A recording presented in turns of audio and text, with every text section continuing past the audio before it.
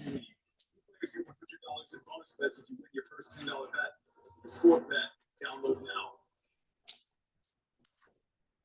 Subaru and our retailers are the largest automotive donors to support kids and families in critical ways.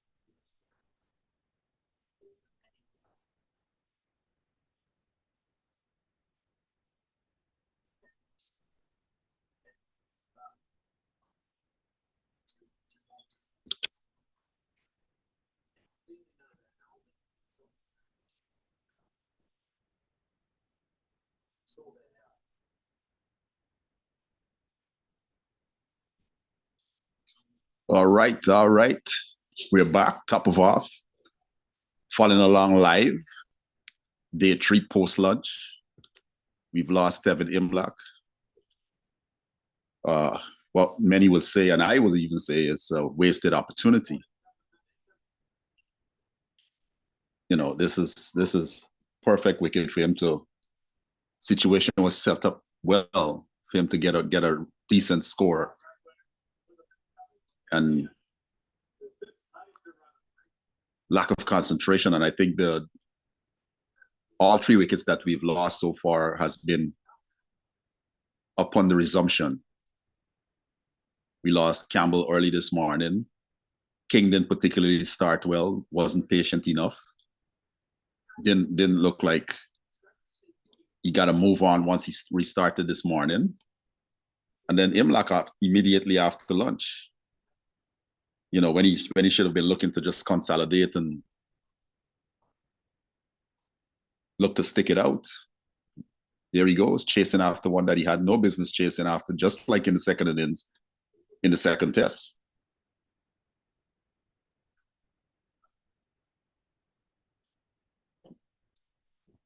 Lots of work for that young man to do if West Indies by the second time and he gets the second goal. He'll definitely have to cash in. Because this was a wasted opportunity. But so far, 239 for 3, looking good. Yeah, Rods. He should have flat track indeed. No demons in the track. All he had to do was, you know, be patient and stick it out. You know, Brandon King showed that if you are willing to stick it out, you can get a good score. And King needed a good score. I thought he should have gone on and gotten a century, but he got a good ball. I'm not going to complain about the way he was dismissed, but chasing after, in the case of Imlach, chasing after delivery that's right outside off upon the resumption just didn't make any sense. Let the bowlers bowl to you. Let the bowlers bowl to you.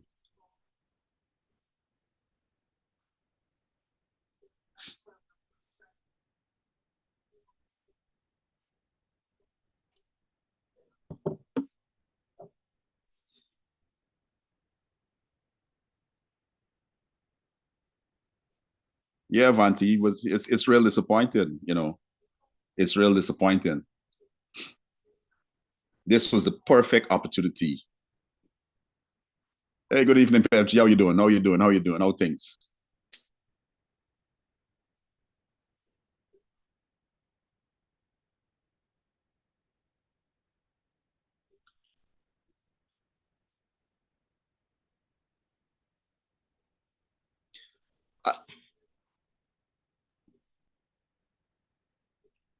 Rods, I am interested in that too. I would love to know what are the conversations that they're having with themselves, you know, as they're walking back, as they get back into the pavilion, you know, especially given the fact that some of these players need to get runs, you know, what is the conversation that you're having with yourself?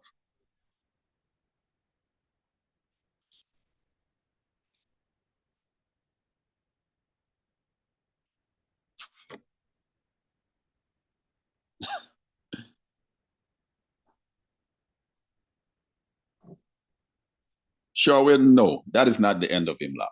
That would not make any sense. That would be in keeping with how West Indies have done things. And by the way, happy holidays to you too. I hope you had a good start to your weekend. but it would be in keeping with how we have treated players over the past 30 years. You know, we give them a couple of matches or a few matches, 5, 6 matches, they don't succeed, and then we get rid of them. You know, that's not how you groom players, especially given that our first class system is not fit for purpose. These players here, for the most part, are learning on the job.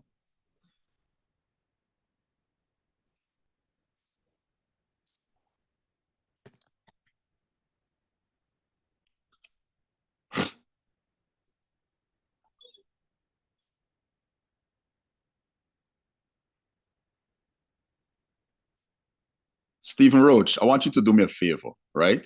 I want you to go back and look at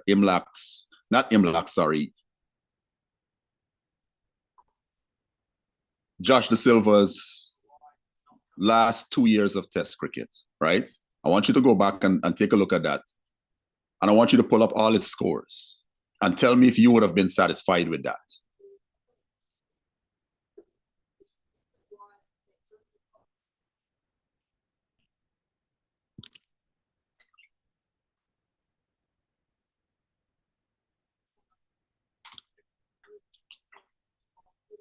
Yeah, Rods, them guys are going to be joining us at some point in time tonight.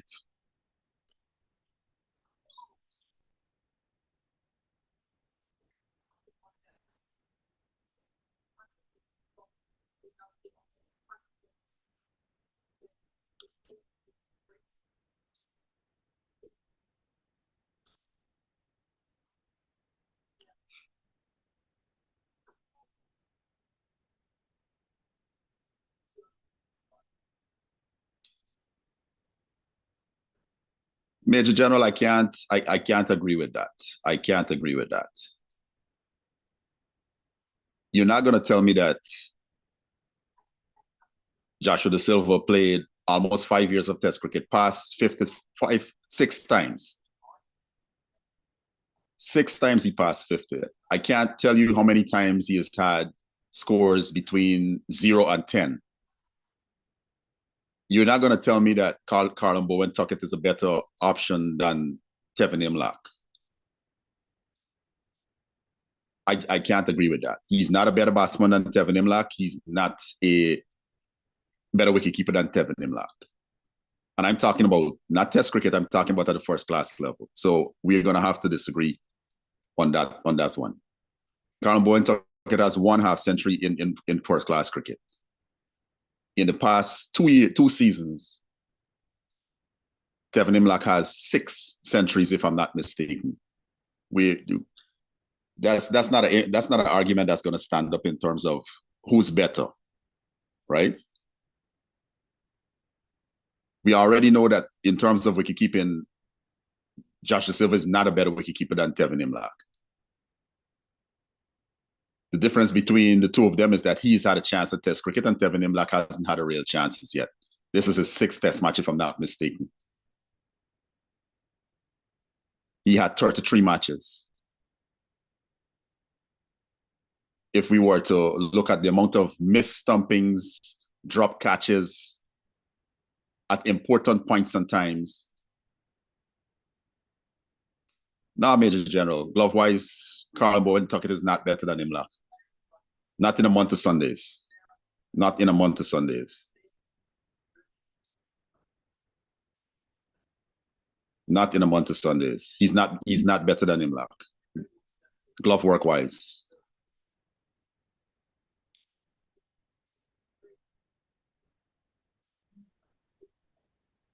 What's up, Kevin? Sam, what's that? Good. So we're on? Yes, we're on. We're on. Well, good night to all your fans, subscribers, viewers, newcomers, whatever best describes you.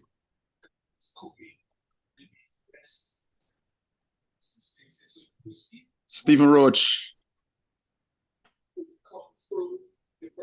That is Josh Da Silva's average over his whole career, his whole test career. Tevin Imlach has played 5 test matches. This is his 6th test match. We can't make that comparison. That is not a fair comparison.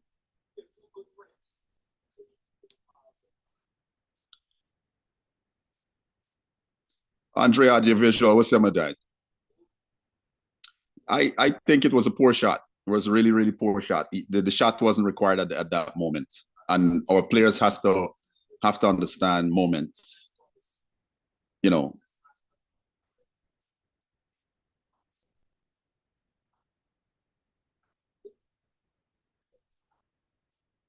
Major General, no. All around. Not a better wicketkeeper. Not a better wicketkeeper.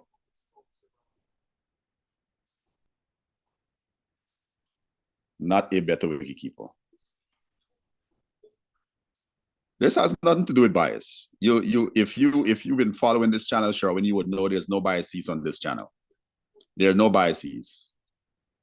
I'm calling it like I see it. Sam, have you had the chance to watch any of the wickets fall this morning?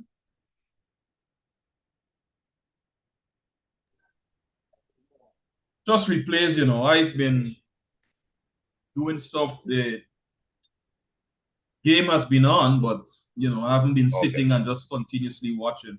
Yeah. So in fact, I was disappointed with the Imlach dismissal for sure.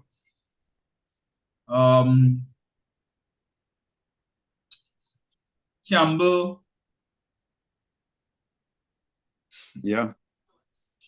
You know, as Walter would say, once he gets into the 40s. It's proven. Once he gets into the 30s and 40s, he just can't quite seem to figure it out. Right? It's a mental thing for him. Yeah. And what is important, I think, is that once he gets over that 50, who knows where he can go after that. Yeah, I think he has to sort out that time period, you know. Because the shot me, that after, he played, you know, it was just one that seemed like he wanted to get to 50, right? He wanted to get to 50, and his wicket was more or less bought because they gave him a few short balls, pushed him back, and then dangled one outside off stump, wide outside off stump. But because now his thought process is short ball is coming, so his weight is on the back foot. So right. now he has to try to transfer weight and just couldn't get there. Yeah. Patience, man. What about King? Beaten? Or I would say it's a good delivery. It's a good delivery, right? Once again, the only on this tour, the only time I'm going to fault Brandon King was for his run out in that second innings. He's gotten 2 good balls other than that, right? He's gotten 2 good balls.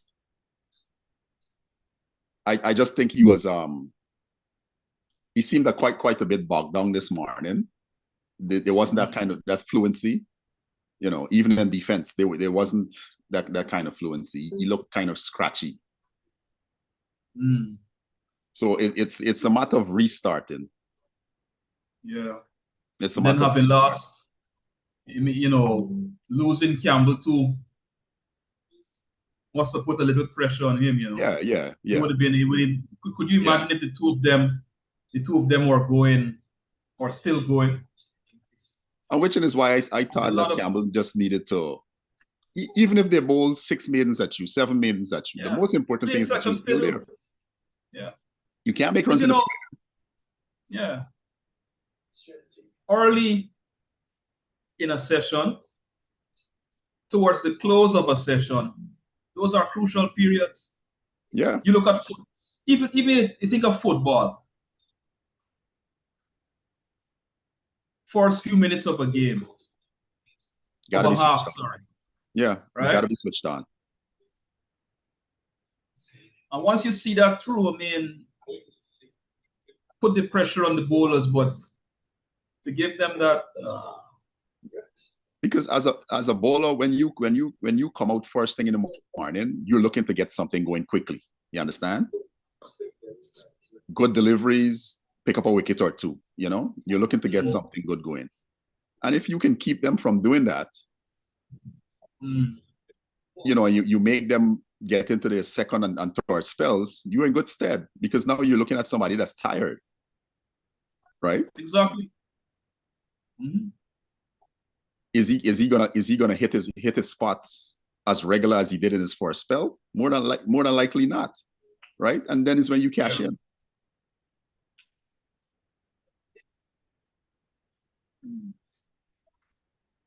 Well, we're gonna make it to tea. That's important.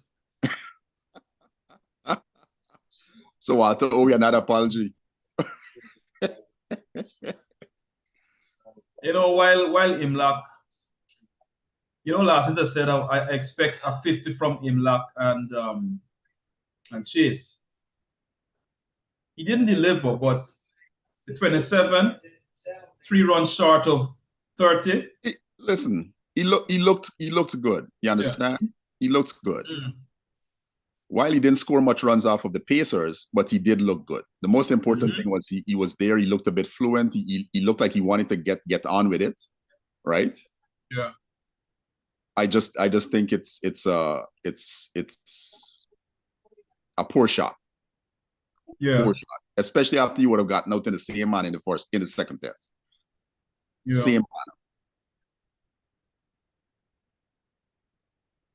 manner. Maybe the man was anxious to get to 30. Maybe he's been watching the top of ball. Yeah. Get to that hurdle. His wicket was bought too, right? His wicket was bought too. He got two good line balls that he left. And then Michael Ray dangled the delivery further up. There was no demons in the delivery. It's one that he should have left and let it go about his business. You know, on this pitch, you have to make the bowlers bowl to you. Right? Let them bowl to you.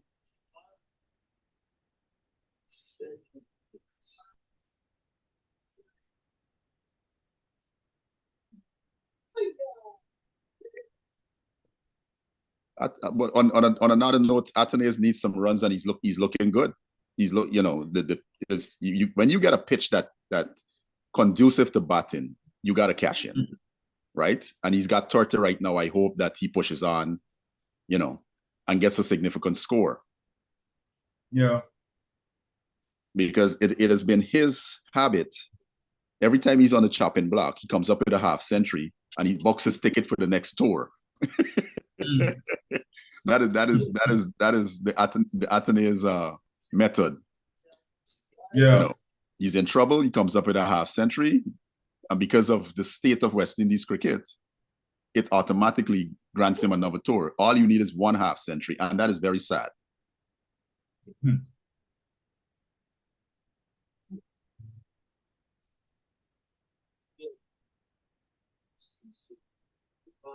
Rods, I agree with you. They spent a lot of time on the field. You know, you want to spend some time out there with the bat. You can't let somebody sun you out and then you don't take your opportunity.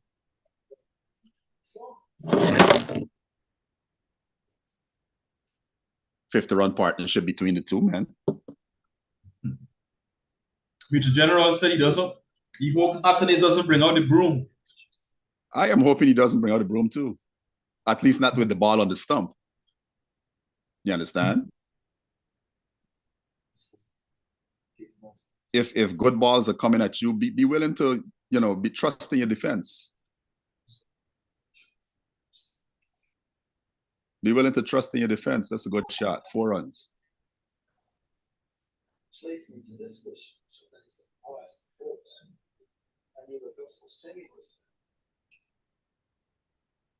So one thing you don't want to cover with I guess someone a long time ago never to try to do that.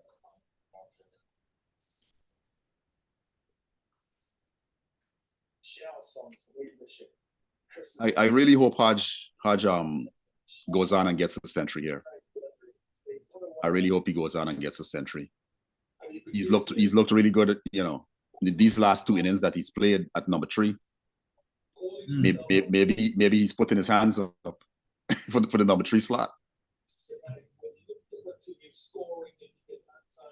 But the thing is, the way I see it, if you're asked to bat it from 1 to 7, if you're a batsman, you should be able to cope. You understand me? You should be able to cope. I know it's a different mindset when it comes to opening, but you should be able to cope.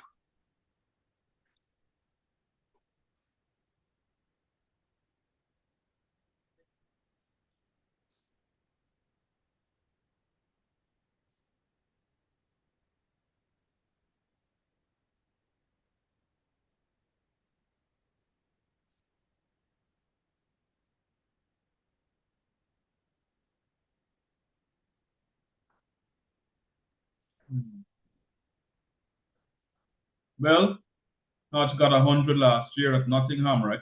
Yeah, he got 100 last year, so he's due for 1. No.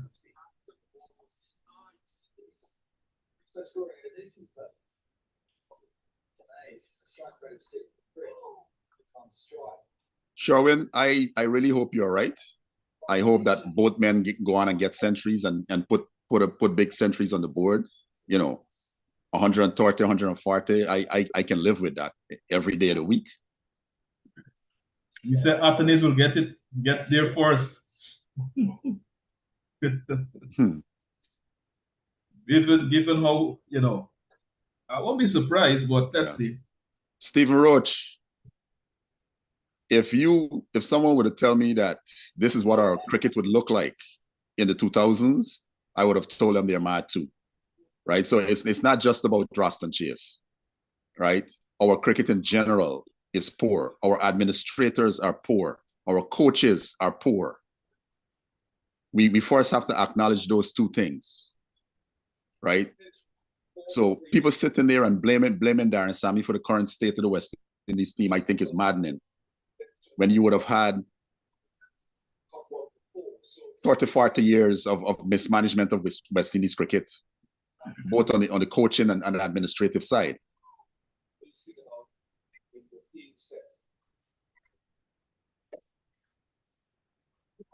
You know, all these coaches that are in the West Indies that are coaching first-class cricket and club cricket, I wonder if they look at themselves and ask themselves, you know, or say to themselves, you know what, I did a piss poor job. I really did a piss poor job.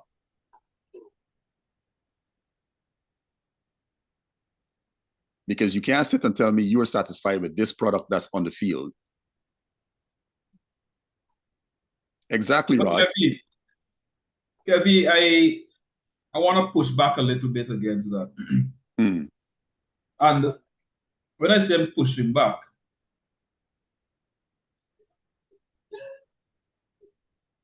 oh boy. Yeah. yeah. Yeah.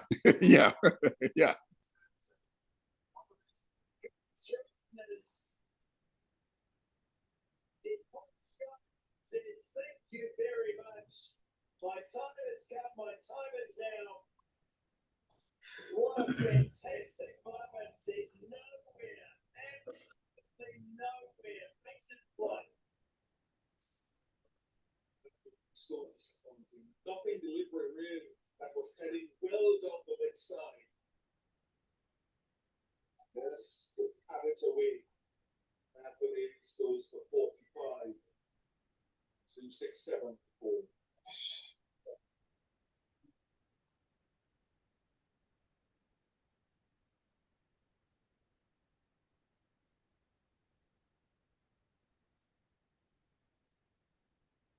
My feet is a little bit behind, but I know he's out.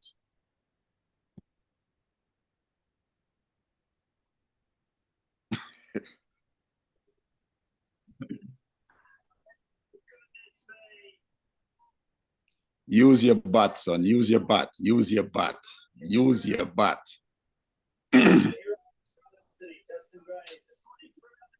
Strides out to the middle and he's here because AJ Patel in a 66th over on New Zealand soil. All right, so yeah, I can't speak for every coach in the Caribbean, right? Good night, Levi. Yeah, but the reason why I say I want to push back against a little bit against your position is I maintain that it takes a village Mhm. to raise a cricketer. Yeah, yeah, It yeah. takes a village, right? So you have coaches who are working in systems where they're fighting against several things. They're fighting against lack of resources. And I know people are going to say, well, if you go back to the 60s and so on, people didn't have much. And by the way, you can do a lot with little. I agree. But what I think we had in the 60s, 50s, 70s, 80s was greater community when it comes to cricket. And by community, I'm not only talking about households. Yeah, I'm talking about corporations. yeah. You look across the Caribbean, the sugar estates, we all agree, had the best grounds, had tournaments, you name it. Right? Had teams. Had teams. There you go. So those estates or those, the sugar corporations throughout the region would have invested heavily. So we can look at that. But coming back now to what coaches have to work with. I'll use the analogy of the school system. Mm. Take, for example, here in Jamaica. Here's where I live, so I'll use Yeah. Jamaica as an example. Sometimes you'll hear parents talking about, oh, that prep school is the best.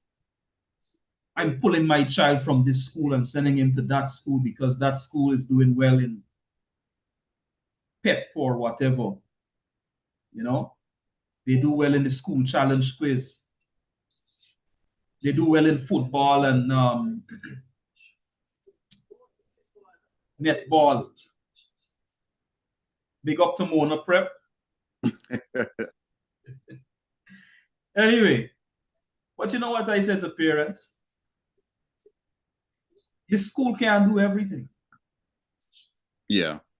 The teachers can't do everything. And we must not discount the efforts that parents put in. It's not only about packing your child and sending him or her to the school. You got to put in some work. Yeah. You see? And I think the same thing applies to any endeavor, whether it's cricket, football. You need parents to do their part.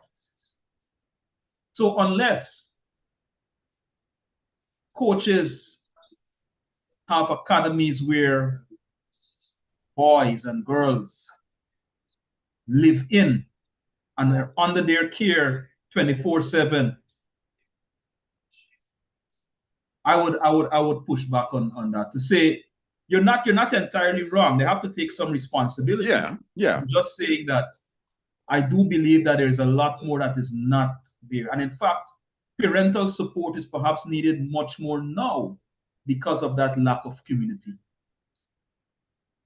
That's how I see it. We have discussed this topic before, quite on several occasions, right? Yeah. On several occasions. And yes, parents, that should be your first support system where the game is concerned. Your child wants to play the game, that should be your first support system. Then you go out into the village and the wider community. You're talking about schools and clubs and all this kind of stuff. Having private sector support, because that is a major one, because we all know the game is struggling for resources, right? In all types of resources, financial, gears. You pick a thing. The sport is struggling, right? But outside of that, right? I think the coaches are more responsible for the on-field product, Oh, that way. right? That is what I'm talking about. Mm. I'm not discounting, you know, the parental support or lack of parental support and community support and private sector support and all of that, right? Yeah. I'm talking about this product that we are watching here, the technical and tactical aspect of it. They're not responsible for that, right? The coaches are. Well, take your point on that in terms of the product, but it comes back again to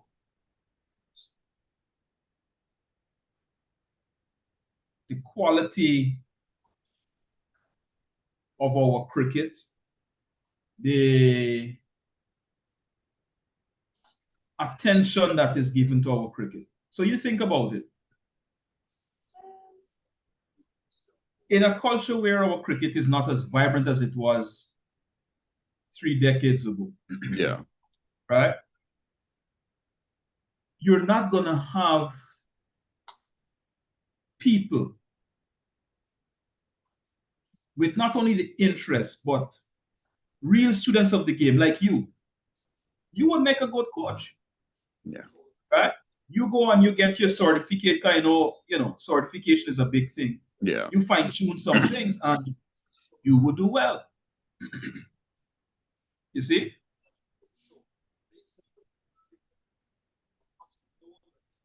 But I think as you talk about this product and, coaches that are not doing as well as we would want them to do, I think that's all part and parcel of where cricket is in the Caribbean. And you have a point there. You have a great point there, So groundsmen, same thing. Let's take a couple of comments. Vanti Williams says Hodge has faced almost 150 deliveries and is still at the crease. Sometimes patience is what is required. Yeah. He's absolutely right, because guess what? This is test cricket, right? This is day 3, session 2. Mm-hmm. The game ain't got nowhere yet. One could say that New Zealand is ahead, right? One could say that New Zealand is ahead. By the way, I would say West Indies won yesterday. The day's play yesterday. Picked up 7 wickets, ended the day on 110 without loss. I would say that made it West Indies Day. True. Yeah. Here we are now. We've lost 160 for 4.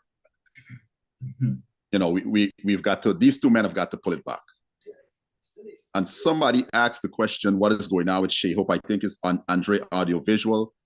I am not too sure. There hasn't been any information from the commentary team. We haven't seen anything from Cricket West Indies, and which is something that we constantly talk about. It would have been nice for Cricket West Indies to say, "Well, hey, look, this is what's going on with Shea Hope." Right? I was about to ask you because I completely missed that. Like, what did I miss? Yeah. And what about Chase also? What's the deal? Well, the fact that Hope is batting that low and Chase is out of form, I think they made the decision that Chase was going to bat later in the order. And I thought what they did was give Imlach a wonderful opportunity to bat at 4, because that's where he bats for Guyana. Right. Right? I thought that was a brilliant idea. It looks like Sammy said, "Hey, Tevin, this is your favorite position. Go bat." Right? And I can't imagine he's not, note what I'm saying, fellas, he's not kicking himself. I can't imagine he's not. He must be kicking himself in that dressing room, because it was the perfect opportunity. Yeah. Just be cautious,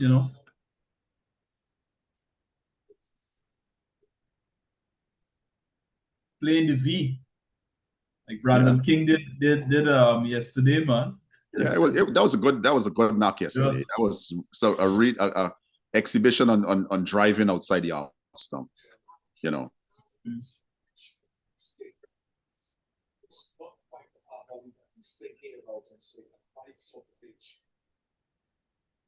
These who go to the keeper or to the stick. That's not quite there. That's Vontae Williams, I have to agree with you with his concentration, his levels of concentration. And it's something that a lot of West Indian batsmen struggle with. Their levels of concentration is not where it needs to be in Test cricket, and it's because of, as I continue to say, the level of cricket in the West Indies first class system is not where it needs to be. It's not fit for purpose. These young men are accustomed to making 60 to 70 runs in quick time in our first class system. And when you come to Test cricket, you get a proper examination of all facets of your game, right? Mental and physical, technical and tactical. So you have to graft a little bit longer to make runs. And they're not accustomed to that. They're accustomed to, if they're at the crease for 40, 50 minutes, they probably would have had 40 runs already, right? If they would have faced 60 balls, they would have had 40, 45 runs already. And when they come to international cricket and they now you have to face 120, 130 balls to get to about 50 or whatever, they struggle.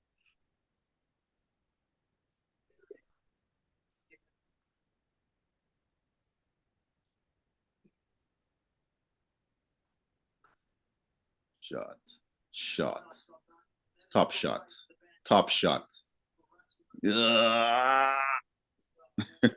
Almost got there. I tell you, Hodge is looking really good. Kavem Hodge is looking really. Now, Sam.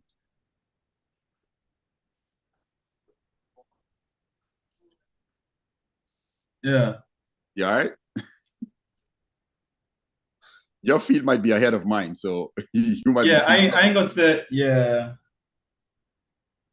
Tonight I brought out the got an extra cable box. Oh, okay. Normally when I look at it on the computer, there's obviously a long lapse. Yeah. I'm getting it really live and direct now. Oh.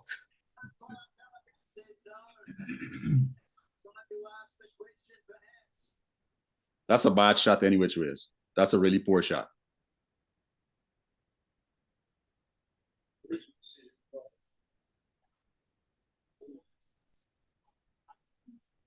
That's a poor shot.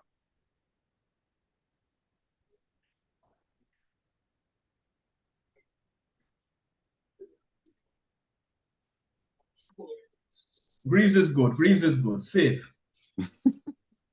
That's all I'll say.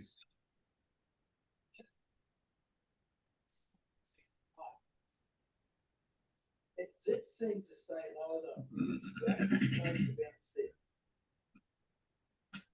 It's good on a length and he's thinking. Yeah, once it hits up there, at that area, because Greaves is a tall man. He's over 6 foot tall. 284.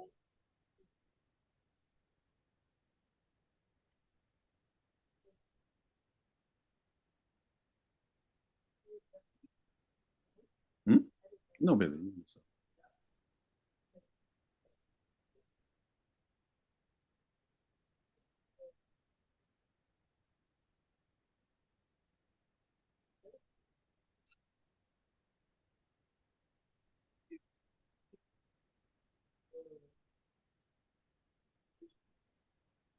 He said it gets bonus runs. Let's find out the full story, but in the meantime, we will credit the boundary to Keto Hodge.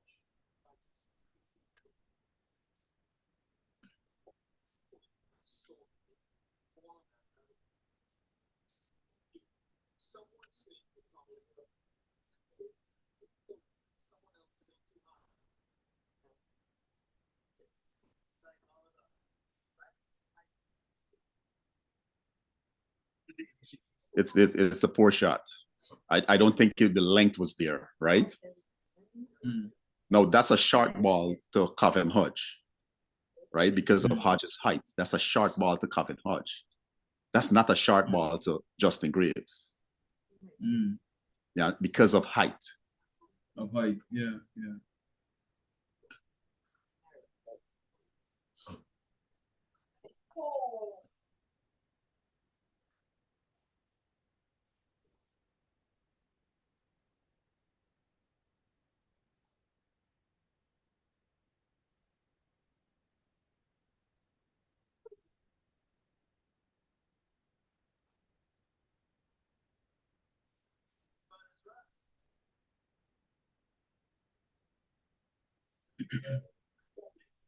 Previous over. South to a lovely position. Graves had a knock ball on the heat down grab.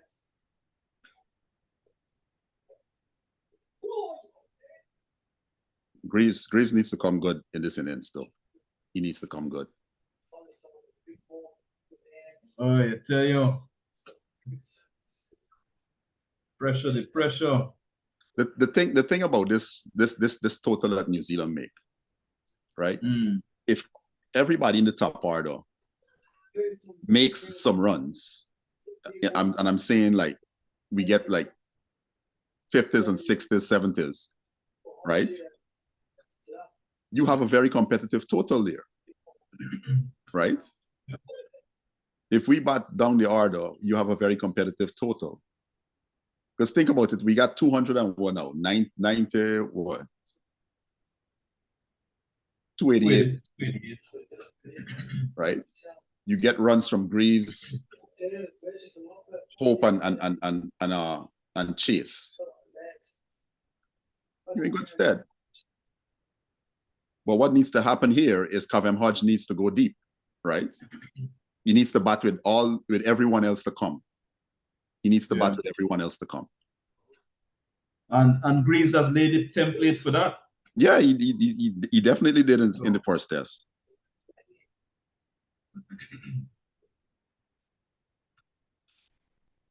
Rods. And the way this New Zealand attack is not a spectacular attack. It's not like an Australia or England with Jofra Archer and you know, or India with Jasprit Bumrah. They're a very disciplined group, right? And they're going to kill you with line and length. And you just have to be willing to stick it out. And that's where we are finding trouble. And that's what I was talking about earlier with our batsmen not being able to focus for long periods of time because the bowling is not that good in the West Indies, right? You can get 50, 60, 70 runs in quick time in the West Indies in our regional 4-day. When you come to Test cricket, you gotta graft a little bit longer. And they play on our patience. They realize West Indian players are not very patient, and they play on our patience. They're not doing anything spectacular. They're not doing a Mitchell Stark. They're not going to blast you out. Stuff like so good energy. So good energy, Razor. The way he's trying hard, he's working hard. It's important to do it. He's going to come in his own yet. Make a mark in this game. Just before the second new ball. Vanty Williams, I have to agree with you. When both Hodge and Athanaze were dropped, I do think they deserved it too. Because when you come back from international tours at the minimum and you come back into regional first class cricket, you're supposed to score heavily, right? You're supposed to stamp your authority and remind people of what you're capable of. And then you go to a team game, which is, you know, a very high standard, because that South African A team that came, you know, they're very good players, right? Very, very good players. Some of them on the cusp of South African selection, senior team selection. And then you fail miserably. And not only you fail miserably, you play really poor shots, especially in the case of Athanaze in that A team game. He played some really poor shots. You know, you can't reward that type of stuff. So I'm happy to see that Hodges came back and he said, you know what? You want to take a boulder, you want to take a some type of heavy duty machinery to move me from here.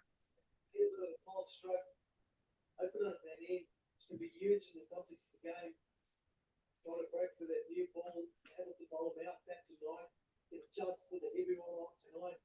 And tomorrow is betting here. To be used to leading and setting up day 4 and day 5. FG, I think we need to score 375, if I'm not mistaken, to avoid the follow-on.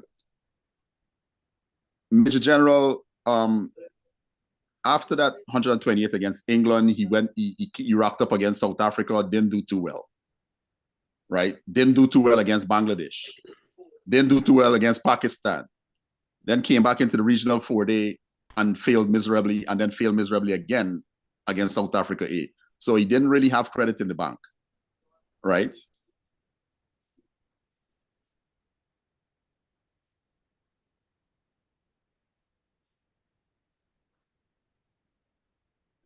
Mission surface. The guy that 47% of the wickets in Test cricket. Vontae Williams, the fact that he was off the field for most of the day yesterday, he has to wait that length of time that he was off the field. So maybe that length of time hasn't elapsed as yet. So he still has to wait a little bit. Oh, I'm sorry. He could have came after number 5. So he should have been able to come right now. So maybe it is. Maybe it is that he's feeling he's under the weather and he's not too well. But let's see what happens as the day go on.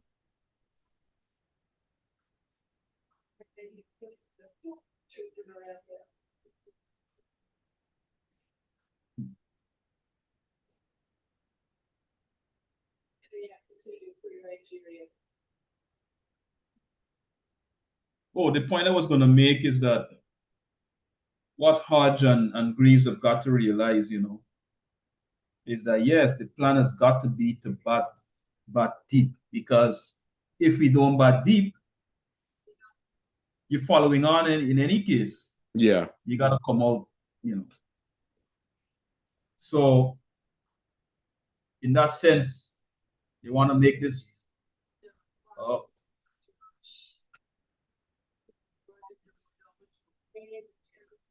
Ooh, Hodge gets a chance. Yes, sir. You gotta make use of them chances, boy. You gotta make use of them chances.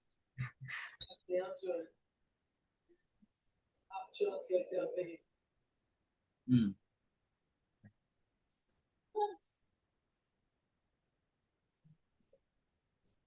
Was it Hodge who had made the adjustment in Moulton? When he was batting a little towards off, right? Yeah. Yeah.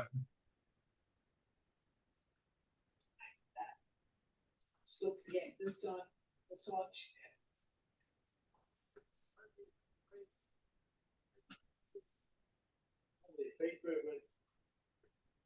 Transfer. Gets himself back deep into the box. So deep into the crease. They ain't that access. Open his arms up. How deep he is. And get on top of the bounce. Enough power. Yes, the gap.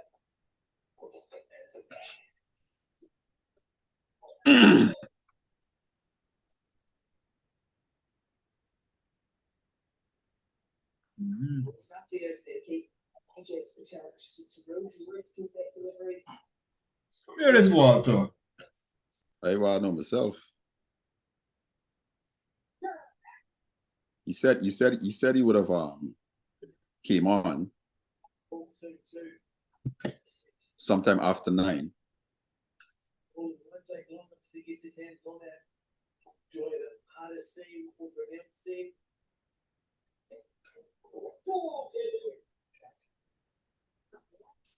Should only 4 for 4.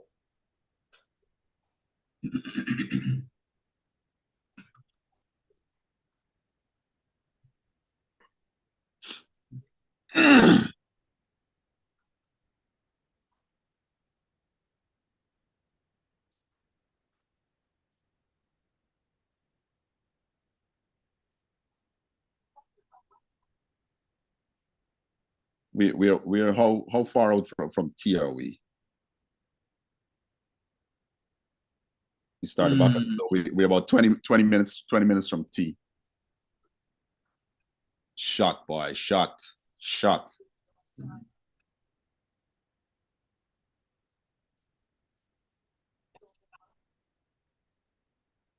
That's one of the things that I've always admired about Justin Greaves is his ability to drive.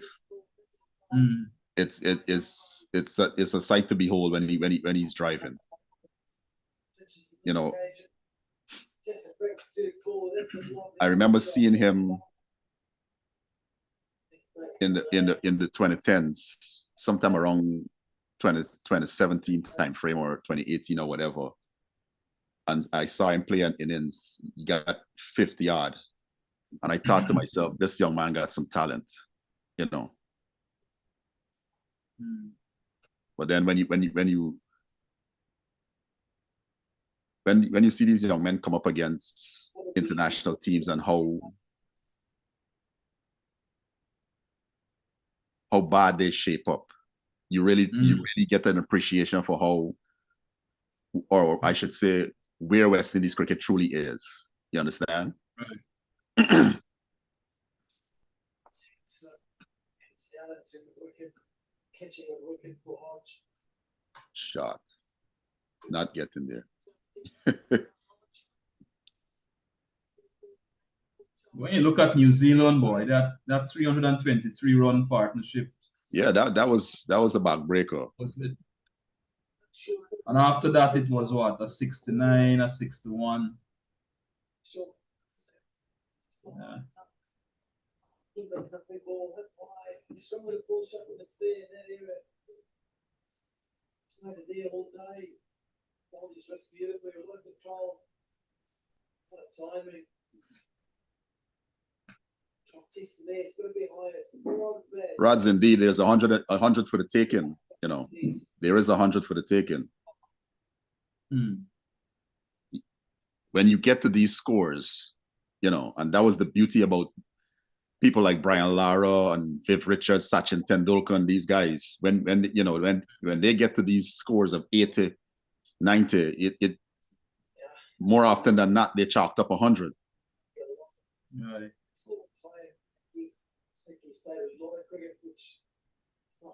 FG, there's nothing stopping us from scoring in excess of 450. I don't think we need flat pitches. I think we need pitches that are competitive, right? To test our players, both bowlers and batters, right? Which prepares them for when you go to places like England, New Zealand, Australia, right? You need to have competitive pitches. You don't want to bring up players on pitches that are not competitive and not conducive to when they tour and they find themselves struggling to adapt, especially when you go to, hell, I forgot to mention South Africa.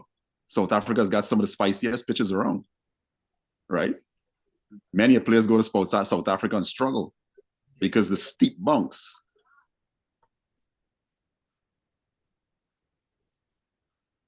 But with that being said, when you come up against teams on flat pitches, you can't fold. Too often, West Indies fold.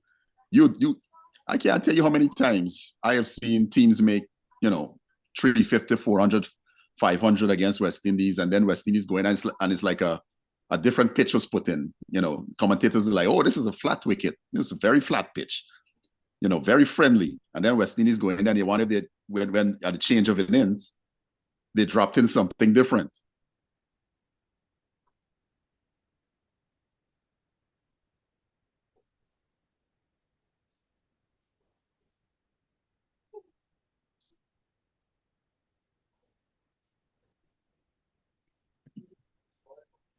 $79 overs. New ball is due. This is a really impressive innings.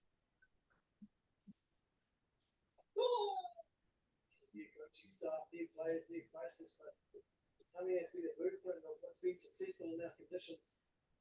So we've gone for that. This is what you want your number 3 batsman to do. Come in there and stick around for a while. Drag that out a little bit too long. I mean, the surface gets flat. Come in and play like Lara. Yeah. Or Viv, which one?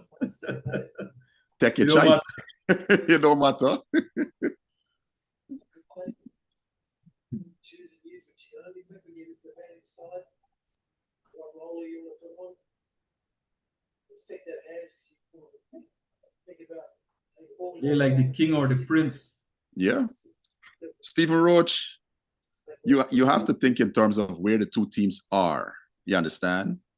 In their, let me call it the life cycle. You have to think in terms of where they are. England would have gone for the match, right? I understand that. But when you think in terms of how many matches England have won over the last 10, 15 years as compared to West Indies, West Indies haven't been winning a lot of matches. So the first thing you want to do is not lose the match, right? That's the first thing you want to do. No, I thought the first test there was a chance to win the game if had the top order done better, but the top order folded.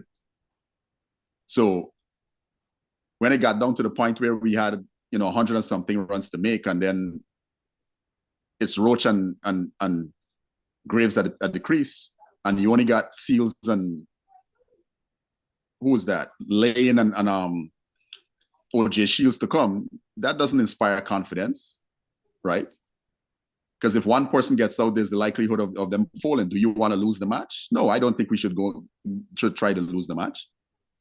No, had West Indies won more matches, if we had won one test match against Australia, one test match against India, I could understand if we gone for it because you're in a different position, right? In terms of confidence.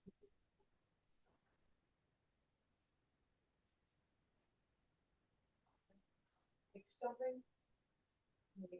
Stick to the Your boy Duffy's up. Yep.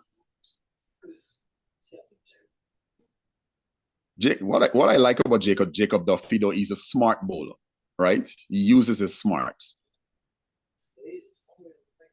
And then he turns around and gets you out with the most innocuous deliveries. Because when you think about it, he bowls, he has a very good short ball, he moves the ball both ways. And then when he doesn't get wickets with those balls, he just floats one up and says, here, have a drive. And because West Indian batsmen don't have good footwork, more often than not, like Imlach, like Campbell, they end up, edging to the slips or the keeper.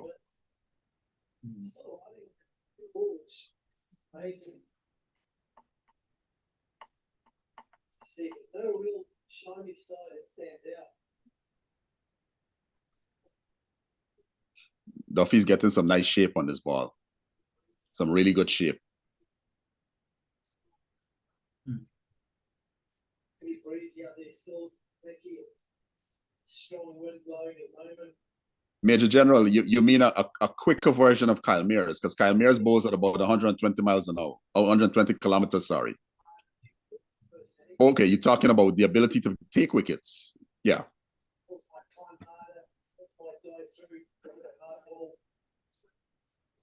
I'll be back with me. Yeah, man. I am here.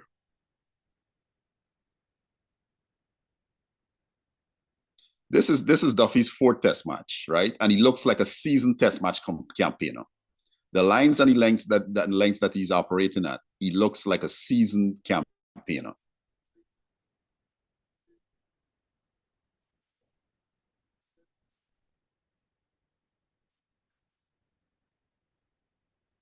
Stephen Roach, England had no choice right now but to go for the win, right? They have no choice but to go for the win. West Indies are not in that position. West Indies have been in a rebuilding phase for the past 30 years. You have to take that into account. So trying to play in the manner that England plays doesn't make sense for us. We have to play our way. If you notice the amount of matches that England lose because they're reckless. They're quite reckless, and that's why they lose a lot of matches. They're not losing matches because they're being thoroughly outplayed. They're losing matches because they're being reckless and overly cocky with this baseball type cricket that they're trying to play.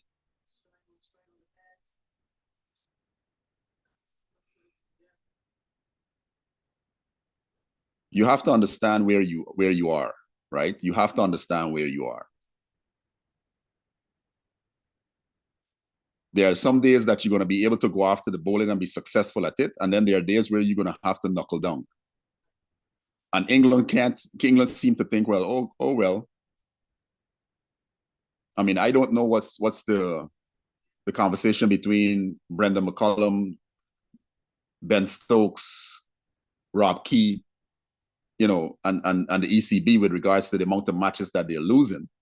Stupidly.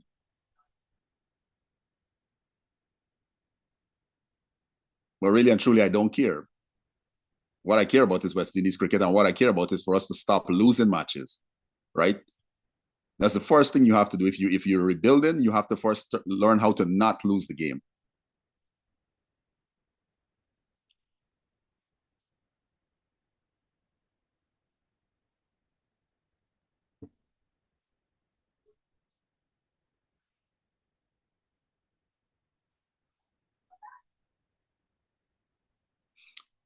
I saw Sherwin early up in the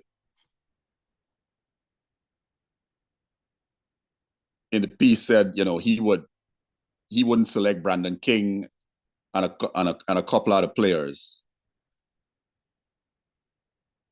And I'm thinking to myself, what's the alternative? I wish Sherwin King was here. Not Sherwin King, Sherwin. You know, what's the alternative? Who are the players that you can replace that you can replace them with? And the outcomes on the field would be different. That is what I would like to know. Who are the players? Because some of the players, all the players that we're arguing for have been part of a losing team. So what exactly are we arguing for?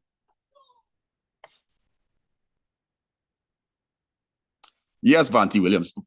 Points are awarded for a draw. We got points, our first points in the World Test Championship when we drew the first match. So if we draw this match again, we will get some more points.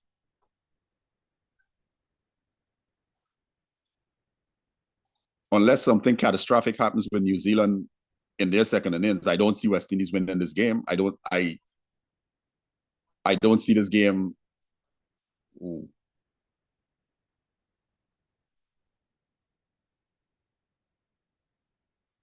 Ooh. Yeah, that hurts.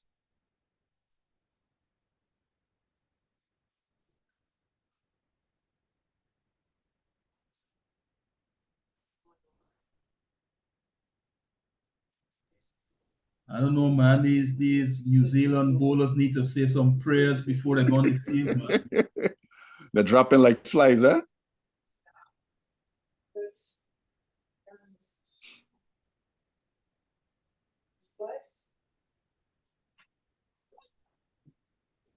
So for the day, we're 200 for 4. If we were batting first, right? What are your thoughts of 200 for 4? Do you think that's a position of strength? A West Indies team, yeah, for this particular ground, maybe not as stark as it would be, but I'd be happy again as a West Indian. Yeah. Of course, context matters. Yeah. But I brought that up because I wanted us to realize we've scored 200 runs for the day already in just about a session, and you know. Yeah.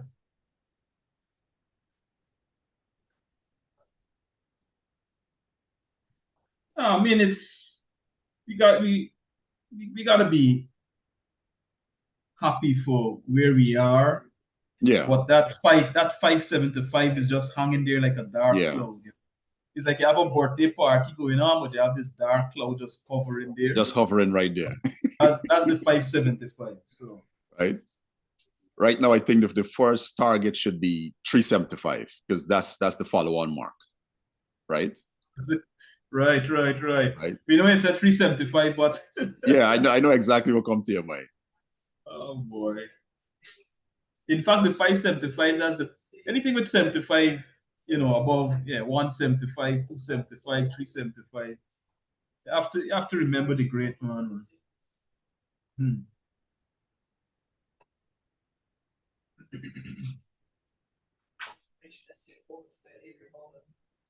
If I was Greaves, I would be looking to go deep here. You understand? I would look for me and Hodge to take it real deep. Yeah. Even if he doesn't get, he needs to get another 100. He needs to get another 100 to solidify the faith that Sammy is showing in him. You understand me? Because I don't believe 1 century per year is going to do it. I don't believe that. As Walter said, though, we've got to recognize that this year has been rough.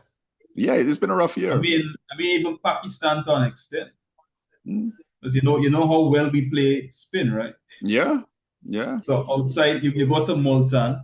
Yeah, it's Pakistan, but the point is you're playing Pakistan in Pakistan. In Pakistan. And then you come up against Australia and India and now New Zealand. That's the context. So I think next year is the year when we can really call for Sammy's head, I suppose. Yeah. Well, when you think about it, you got Pakistan, Sri Lanka, Bangladesh, right? Yeah. Those are three teams that you should be looking to put some pressure on. To be competitive against. Yeah, to be really to look to win some games. Well, those 2 test matches at home.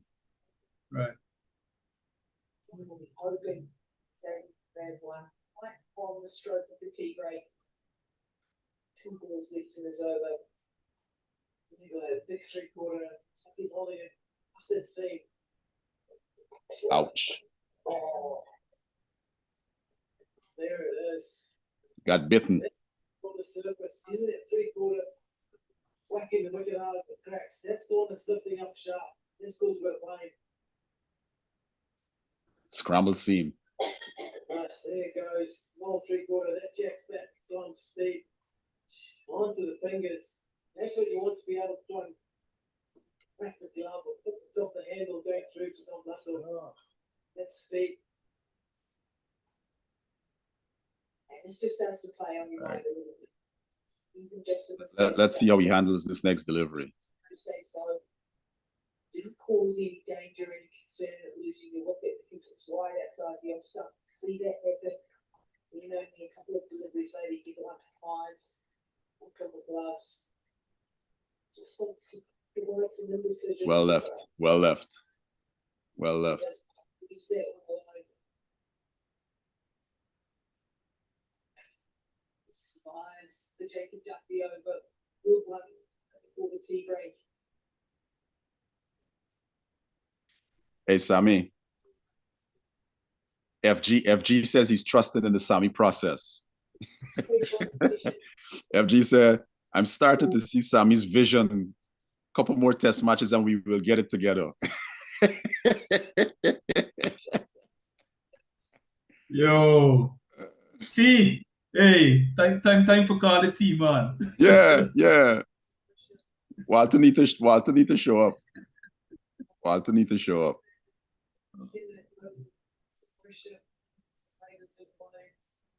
How many wickets did we lose in this session? 2 wickets for how many runs? 2 wickets for how many runs? I would rate this session even Stevens, actually. I would rate this session, both sessions, I would rate them even Stevens.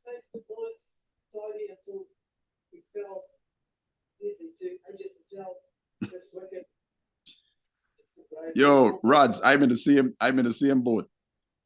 I'm a West Indian fan. I'm a Manchester United fan. They got me working on my faith. They got me working on my patience.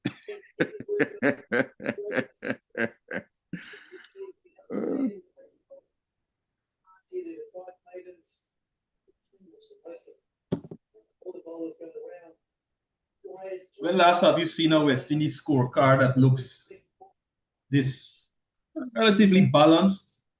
It's been a while. Because even the first test one that we drew, it was only Shea Hope and we name Justin Graves and Kemar Roach coming down to the end, but the top order gave us nothing, right? And which is the norm. The top order gives us nothing, and one person might give us a score of note. You need these type of innings. Because even when we beat Bangladesh last year around this time, Yeah, in that first test. When Louis had 90 something, Athenaeus had another 90. Top score of 90. And Greaves, that's when Greaves made his century. Yeah, Greaves made that 115. And our boy Roach had a 47. It was him and Greaves. Yeah. Holding fort,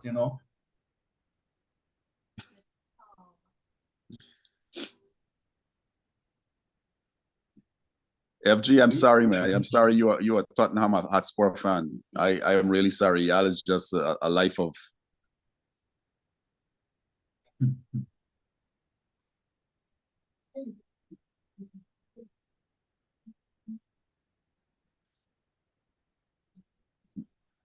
Major General, that's a healthy scoring rate, right? That's a healthy scoring rate. And that's why I'm a bit disappointed with the way Campbell got out, with the way Imlach got out. I hold no reservations with, I'm okay with Brandon King's dismissal. Those things happen, right? Athanaze, if you're going to leave the ball alone, get your pad out of the way when the ball is going down the leg side. Too often we have seen that happen. I think that's actually happened to him before. I think it's happened to him once before. Stick your leg outside the leg stump, the ball cannon into your leg, more than likely it goes back onto the stumps. But until then, you can be grading. Until then, you can be grading.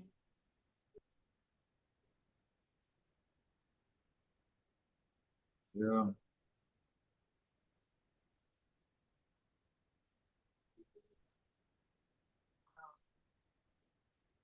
I mean, when you think about it, if our next, there's a rumor going around that the next against Pakistan we will be in Trinidad, right? Now, while Trinidad is known to be if they're going to play at Queens Park Oval, right? It kind of favors spin. It's a bit lower, right? But there's no real demons in the wicket, right? It's not like a raging tournament like you're going to meet in Multan and I think that's a good series, or people like Imlach and Campbell and King and company to get some runs under the belt.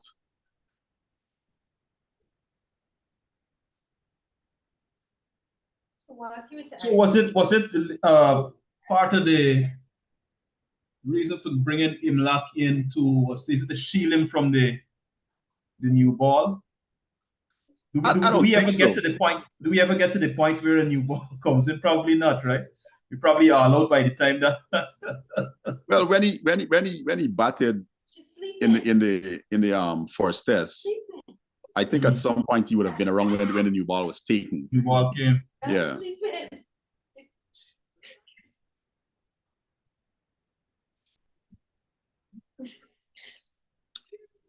I was talking to Major General offline early on today, and he said, he had made the note that at that time Imlach was on 25, and he had made the note that Imlach had only made one run. One of his runs was off of the Pacers, and he said, was off of the what?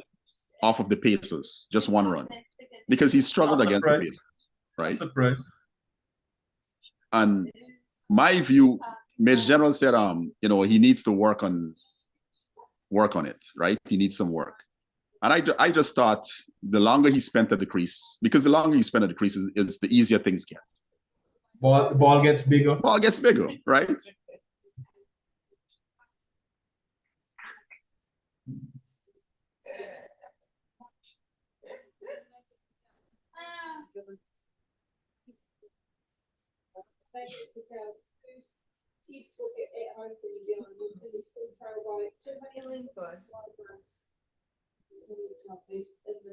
FG, I don't know how many games have been played in recent years in Trinidad. I would love to. I would have to go and check and see, how many in the last 10 years, how many matches we've played in Trinidad.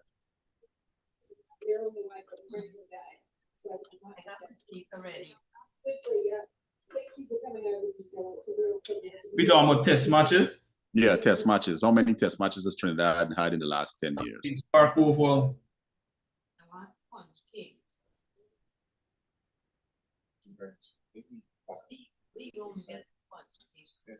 Right, so the last time we played I'll give you the countdown. So last year, August, we played South Africa. Mm-hmm. That match was drawn. Yeah, I remember. think that rain. Was it rain? Yeah, rain fell. Around the time.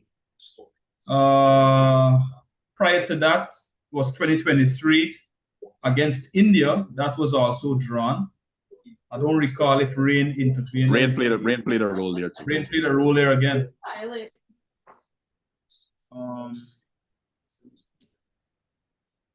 Right. Then before 2023, it was 2018 Yeah. against I remember there was a while, Sri Lanka. yes, there was a gap between Trinidad hadn't gotten a match in quite a while. So that was a 5-year gap. But the last time a team has beaten West Indies at The pen itself? Port of Spain was it back in 2010? South Africa. South Africa, yeah. Mhm. Beat us by a margin of 163 Yeah. runs. So she and the playman. Yeah. And between that match and the one last year, West Indies would have won 2. We beat Sri Lanka 2018 and New Zealand in 2014. That was it.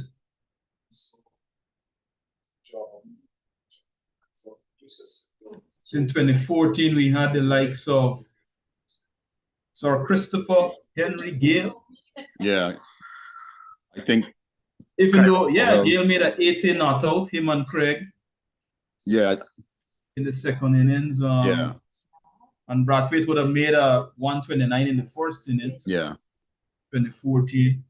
Did Karen Powell play in that game? Powell, no. There was Chris Gale, Brathwaite,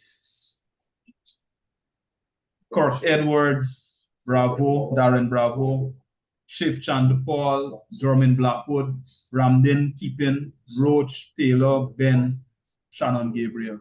Mm.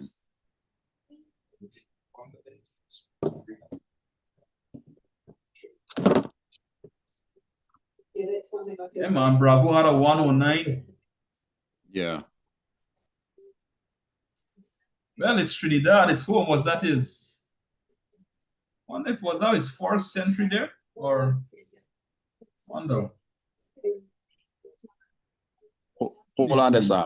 Vanty Williams, while it's not fair to compare the two men, Shiv Chandapal took a long time to score his first Test century also. This is in response to your question about Alicatani's when you wonder when he will score his first century. But the difference between Chandapal and Alicatani is Chandapal was consistently scoring half centuries. I personally think he missed out on a good score today. I'm not satisfied with 4-5 from a middle order, top order batsman. Can't be satisfied with that.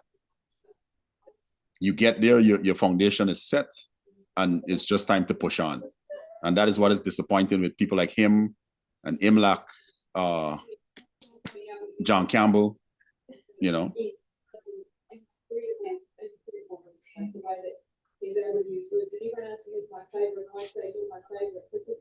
Yeah, that 109 would have been Bravo's first century at Port of Spain. When I look at, boy, Bravo has had some hundreds, man. 800s. Yeah, listen. Boy. I could have lived with it. At 36.47, when you see an average like that these days. And you know, his average only really fell once he came back into the West Indies team in 2019, right? Because he played a few matches and he didn't, I think he only had 1.5 century. He didn't do too well, but they needed to afford him time to get acclimatized back to Test match cricket. Yeah. You know, and I strongly believe, okay, when that incident between him and Dave Cameron happened, I could have lived with, okay, we're going to ban you for 5 Test matches, whatever the case it might be, instead of saying, you ain't going to play for West Indies again until you apologize. Kind of nonsense and stuff. No.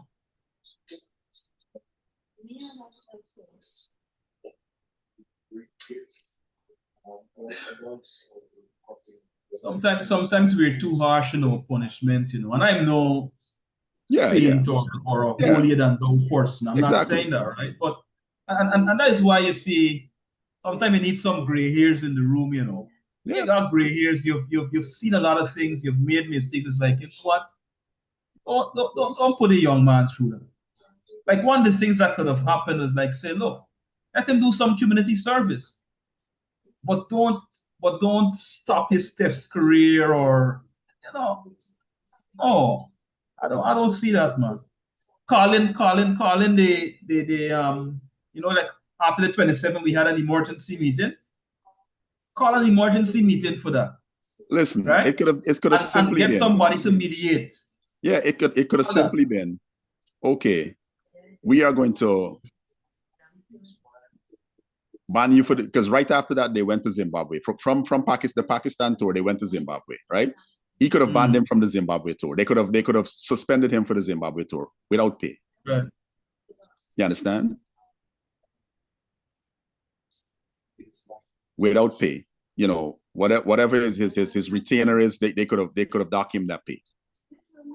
But to remove one of the players that was at the peak of his career at that time, you understand? Because Bravo was making runs hand over fist at that time. I don't know. I'm thinking about incidents, on field incidents, and what the ICC would do. Like what would rise to the level for you to be banned? Match fixing, of course, Match right? fixing, But yeah. tampering the ball. Ball tampering, yeah. But words? Exactly. It was an ego thing. It was an ego trip. You understand? It was an ego trip. Not saying the young man was right, but come on. Exactly. And that's why I'm saying, okay, if you wanted to make a point, hurt his pockets, right? You go, okay, Zimbabwe tour, you're not playing, and we're gonna for your central contract, this is what we're gonna do. Yeah. You understand? You know, look, you think about it. Somebody aired, as Bravo aired, and you call that person in the room, and instead of giving them that ridiculous punishment, you have a conversation. You could imagine when he in his quiet moments and realize that, look, this thing could have been worse. Yeah. Especially given insularity in this region. Yeah. Right? How much that would have done for his career, he could have looked back on that and said, boy, you know, like when he's talking to youngsters.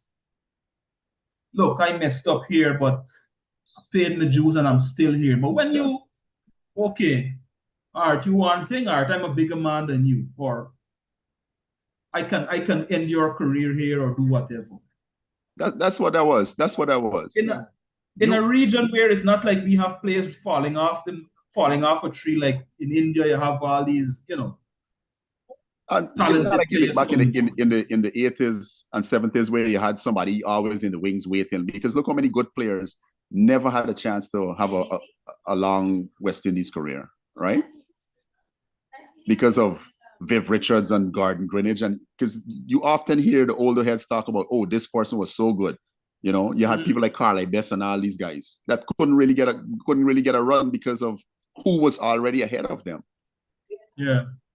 And in this era where we don't have those caliber of players waiting in the wings, you ban a man indefinitely.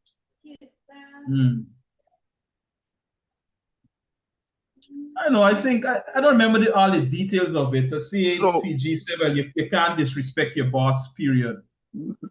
Look, I take that point, right? I remember writing to the Jamaica Gleaner. Remember that was that World Cup? Was it 2016 thereabout? With Cameron and Gale. Like, look, Cameron has done some good for West Indies cricket, right?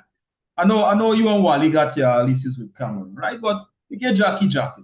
But there are times when Cameron, in my view, messed up. I mean, why you engaging with players on social media or what was that about, right?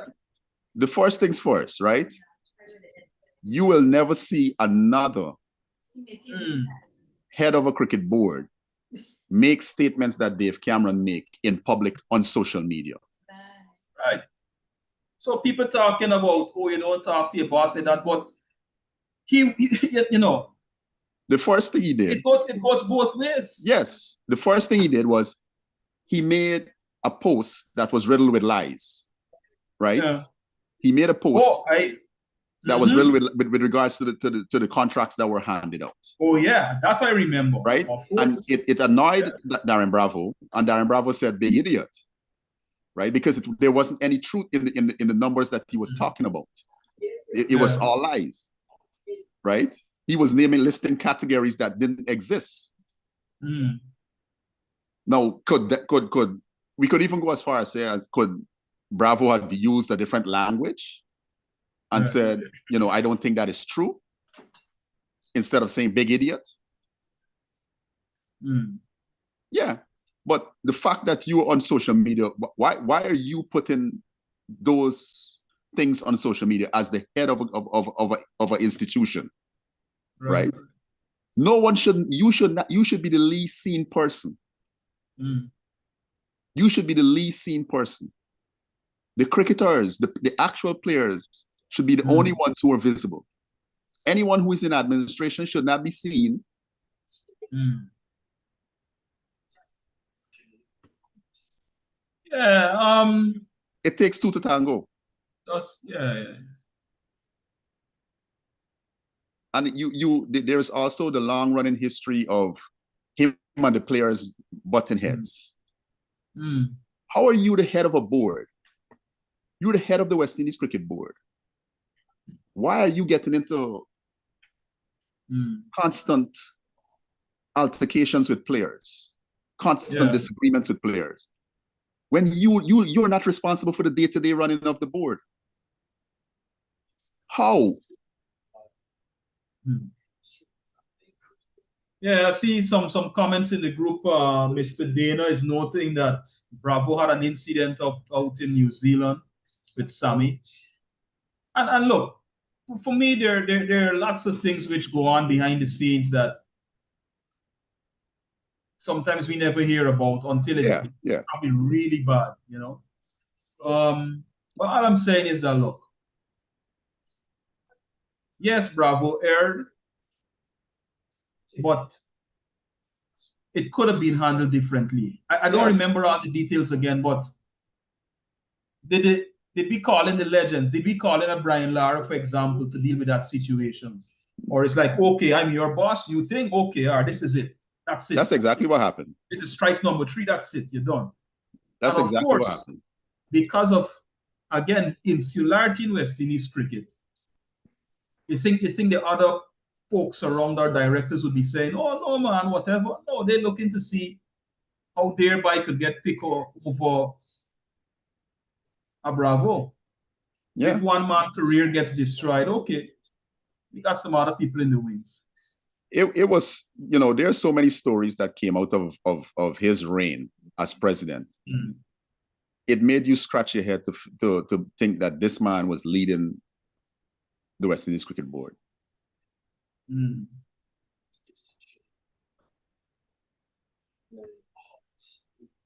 Yeah.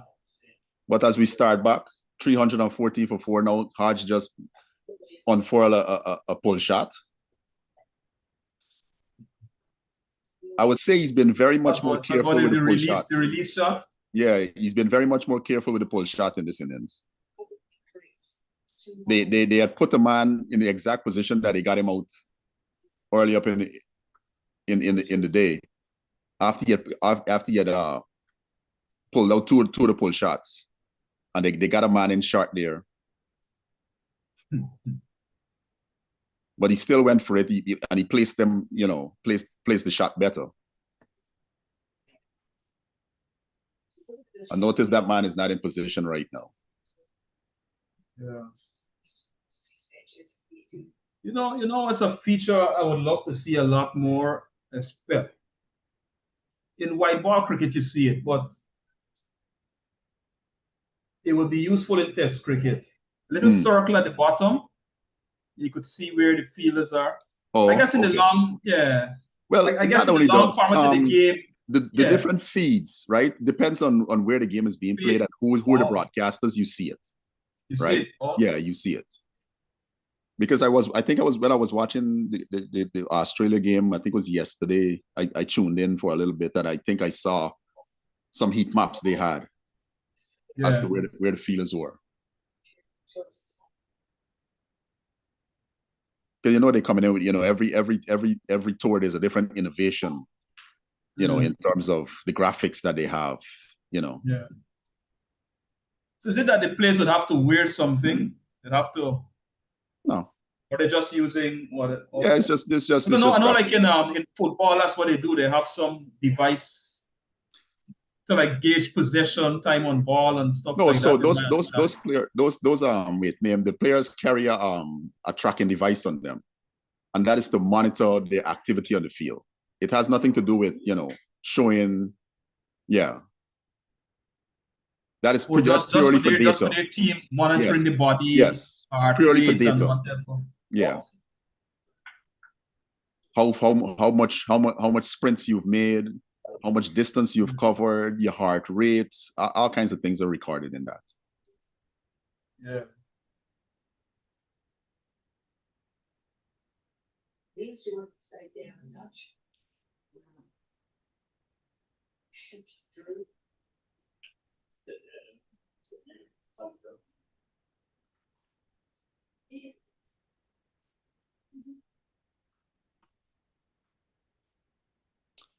Rods, I agree with you. Man management is something that we struggle with in the West Indies, right?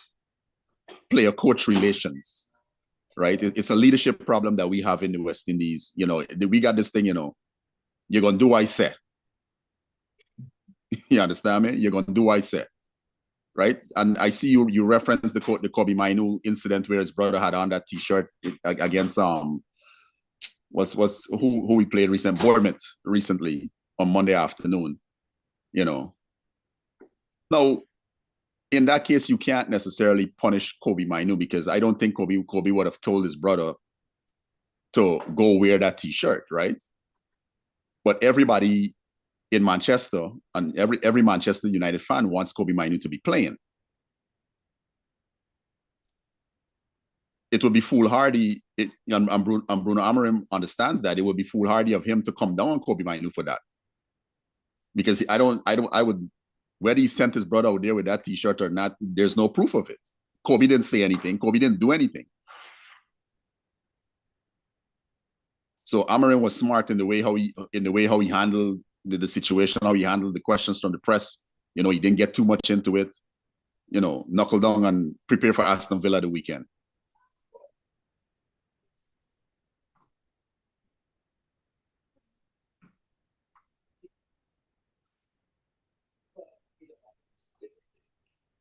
Put your mother thing back. Put it back.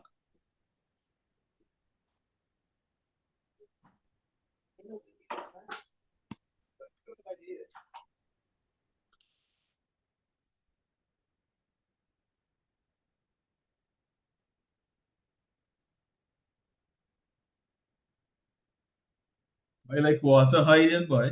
It seemed like it.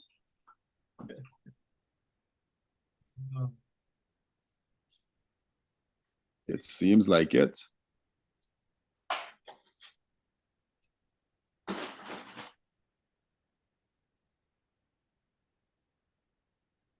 This is a really, when Hart started earlier, he had a couple of edges through the slips that went for 4. When he at the beginning of his innings, and I was quietly saying to myself, I just hope he toughs this out, because you're coming for us, you don't really get the pace of the wicket, your foot might not be moving how you want it, and his foot wasn't moving how he wanted it to. So I'm really happy that he's toughed it out, and this is, ever since then, this has been a almost flawless innings. They just have to get through this new ball period here. I would say the next 15 overs, Yeah.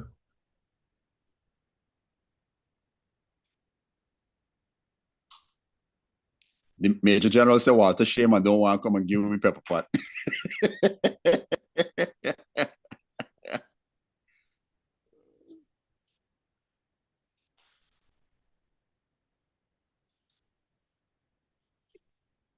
This reminds you of listening to cricket back in the On day radio. in radio.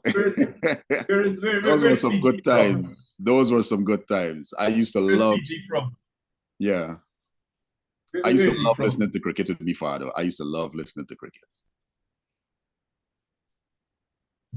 World Series cricket. The thing about it is, back in those days, and I was talking about it last night, the commentators used to paint the picture for you. You felt like you were on the field, or you were in the stands, I should say, watching the game, you know, listening to Bill Lowry and Tony Kozia and all those men. I was telling the broadcast last night that when I remember 1989 Northern Telecom cricket, and Keith Michael Austin and Nine Chan were the two main commentators. And Keith Michael Austin in particular, the way how he described the game, the energy that he brought to the commentary. I think he passed away sometime a few years ago. But Keith Michael Austin, that was of all the commentators that I've ever heard, that's my favorite commentator. Keith Michael Austin. Yeah. He used to be on Vice Guyana. He was a broadcaster there also too. I think he used to do the sports news, if I'm not mistaken. Yeah. Yeah, Richie Beno, FG Richie Beno was good. Richie Beno was very good. PG's from Barbados, but live in Yeah. Jersey. Well, as a Bajan, oh, you know, you must know your cricket. Yeah, you gotta know your cricket. I used to like Andrew Mason back in the day too, when he commentated on Test match and regional 4-day cricket. I used to like Andrew Mason. Andrew, speaking of Andrew, Andrew's been around for a long time. He's been around for a very long time. I remember listening to Andrew Mason. And he played too. Apparently he put a big hit on Ambrose in some regional game or something. That was a regional, not a regional game. That was some exhibition game they're talking about. Exhibition game, sorry. Not regional. What am I talking about? Yeah. Exhibition game. So he said Ambrose was bowling lollipops to him, you know, not Ambrose stood at the crease and turned his hand over. Oh, no. Major General, yeah, Bumble he's a very funny commentator. I like Bumble. Bumble is very funny. He says some funny things, you know. Bumble keeps you real engaged.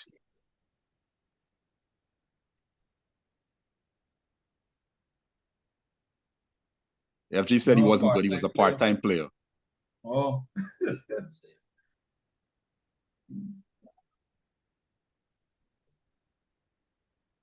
50-run partnership. Good stuff. Good stuff. Baton, Kevin. Baton.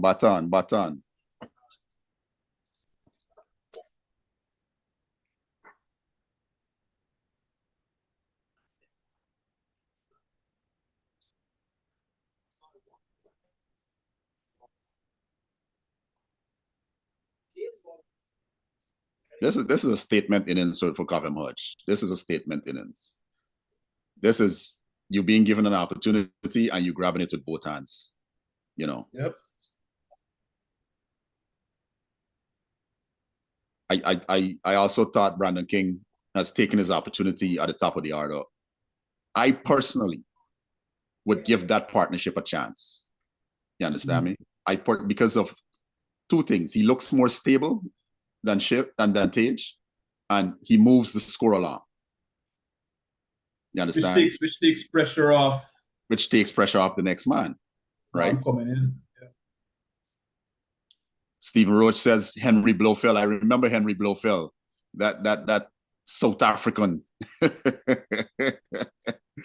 I remember Henry Blofeld. As a little boy growing up listening to cricket, I listened to Henry Blofeld a lot.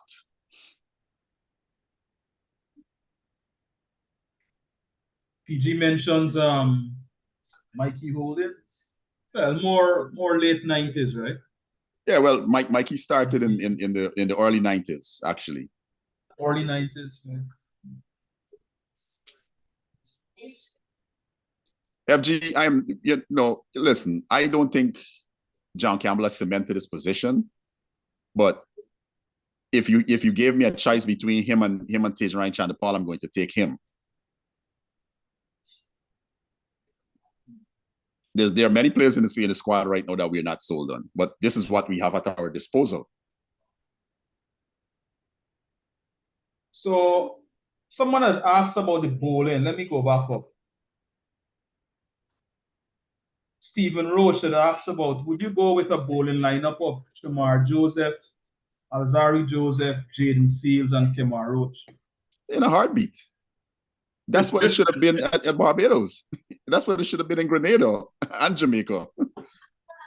Stephen Roach. Speaking to the choir here, bro. Yeah, he's speaking to the choir. I will go to my grave and don't forgive Sammy for that. Yep. Anyway, what's done is done. Yeah, what's done is done. Yeah.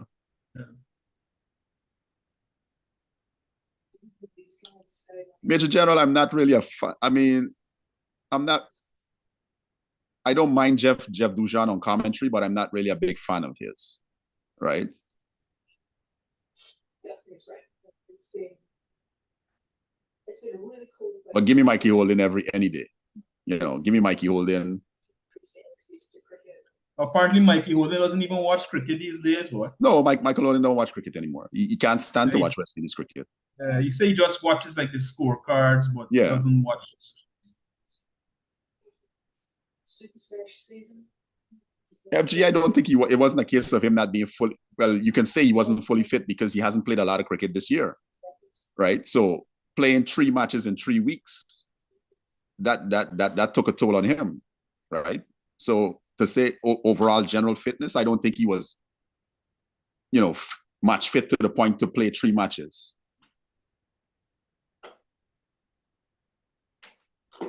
What I'm hoping is that he goes back to first class cricket and, plays all the matches that the Barbados Pride will be playing next season. That is what I hope. Yeah. The Major General mentions the black lady, Brent Fole, I think from Barbados. I don't know who that is. But live in England is great too. Oh, I know who he's talking about. Oh my goodness. She used to play cricket. She used to play for England.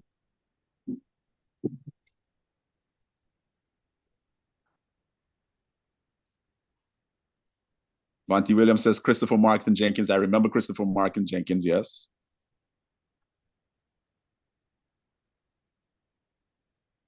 I remember, well, I was a fan of Rex Pereira back in his day when he was in his prime Rex Pereira.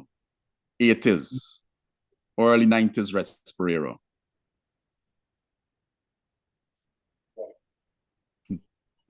Stephen Roach said Tony, I think he's referring to Tony Gregg here, make them grovel.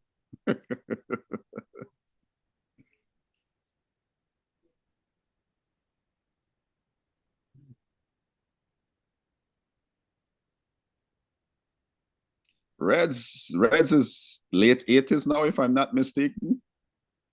Yeah. Oh, shot, boy, shot.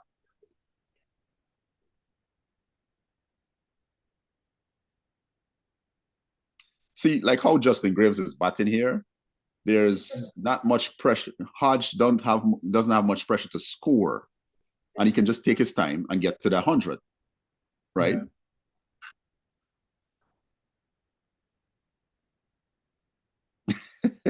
Rod said, feels like back in the Times Cricket podcast. It's all about the conversations, my brother. It's all about the conversations and the stories, right? That is what it's all about. It's about the stories. How did we get here? Yep. Like Brian Lara would ask, did I entertain you? Yeah. Ebony Rainford. Ebony Rainford Brent is her name. Yes, she used to play for England. Big extended spell, especially with that close. Yeah, Vanti Reds is still around looking at the games, but his speech is somewhat slurred. And sometimes the things that he says kind of leaves a lot to be desired. Not a problem, my guy, not a problem. I know it would be a different challenge once during the day when Pakistan come to the West Indies for us to have a live broadcast, because we are going to be working,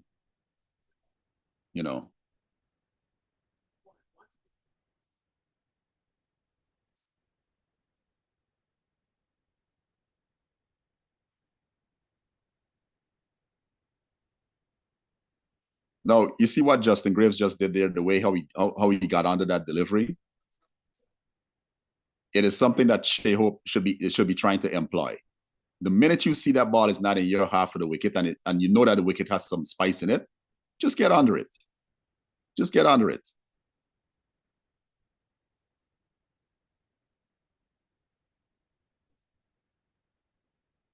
How tall is Shai Hope? Shai Hope, he's probably about 5'7", 5'8", roundabout. Oh, goodness gracious. Oh, that was lovely. That was lovely. Whew. The good thing about Graves there, is that to take the pressure off of Hodge. You can take your time. You don't have to worry about the scoreboard. No. You can just take your time and get. Yeah, so he doesn't have to worry. Hodge doesn't have to worry about scoring for himself and scoring for the team. Correct.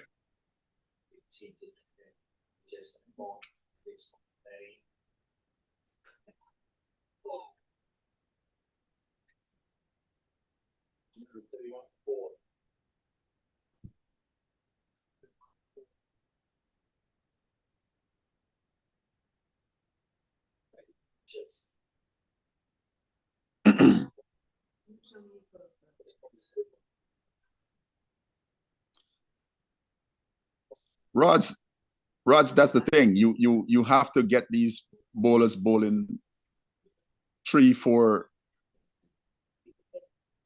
spells, right? Make them go into third and fourth spells, tire them out.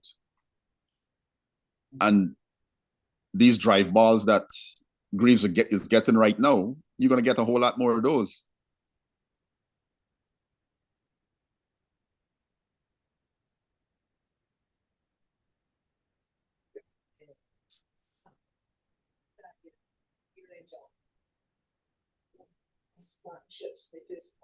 Stephen Roach, the only time Rahkeem Cornwall can get into my test playing 11 is if he can move, and he can't move. No disrespect to the young man. I don't have a problem. He can be however heavy he wants to be. Can he move? And he can't move. So he doesn't get into my test 11. Stephen Roach has been watching top of all. Gotta be. He's teasing you. Yeah, he teasing me. Tell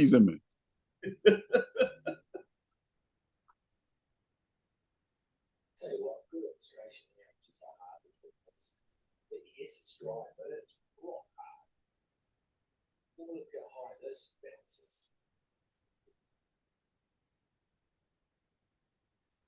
It's crazy high.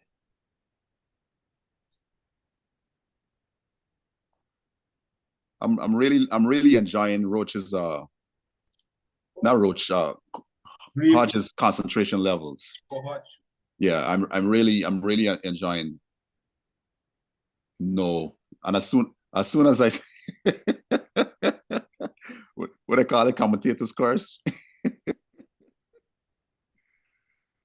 My goodness.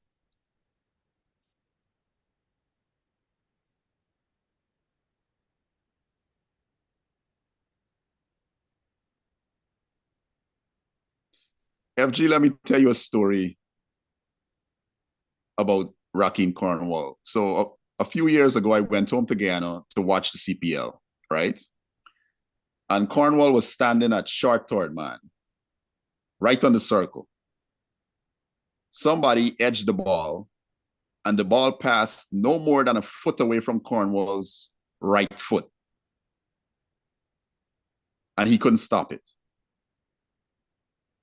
And he didn't turn around and chase the ball to the third man boundary either. A few overs later, he was right about that same position, which would be a short fine leg, and the same thing happened. Now, why would I want Cornwall in my team and he can't save me runs? I'm not having you there just to bowl. Mr. Cornwall will score more runs than Chase. I don't care. I know Chase will save more runs than Cornwall. I can tell you that much.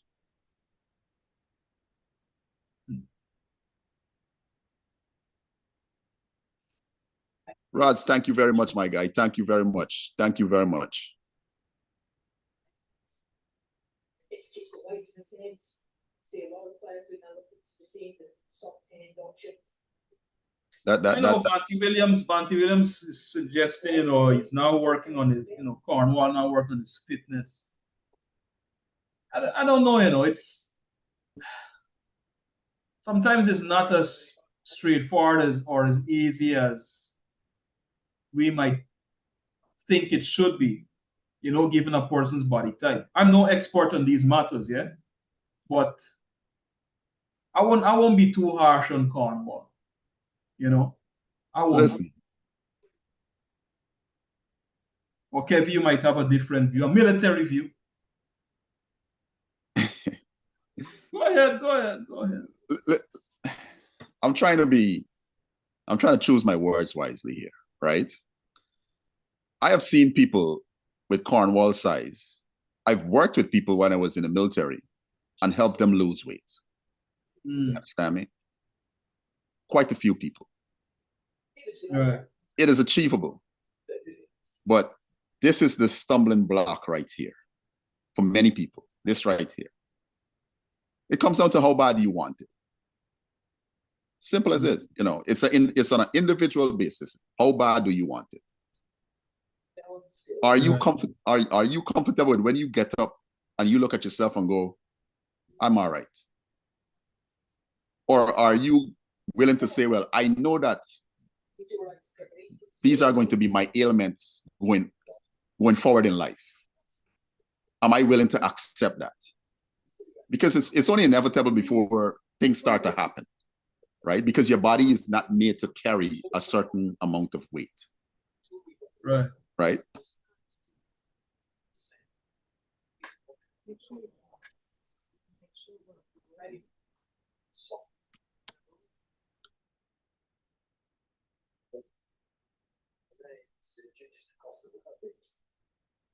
It's ready to go. But he's so good for you.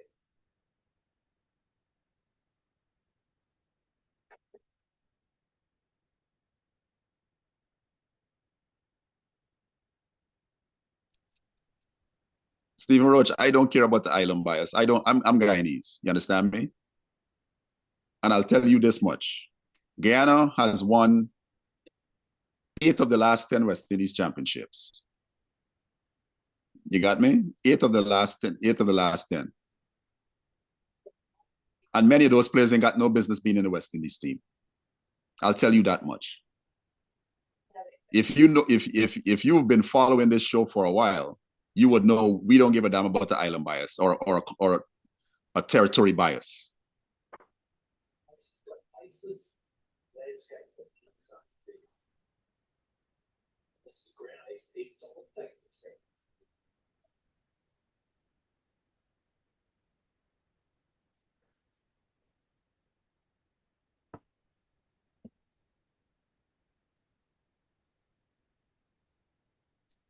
West Indies have there was an average that was put up recently where it says West Indies are currently averaging 180 runs per innings. So to see us score, in excess of 300 in two out of, and I think in the first innings in the second test we got in excess of 200, right? 205. 205. After being 100 and something without loss or for 2 or some madness like that. 60 something without loss, 61 without loss.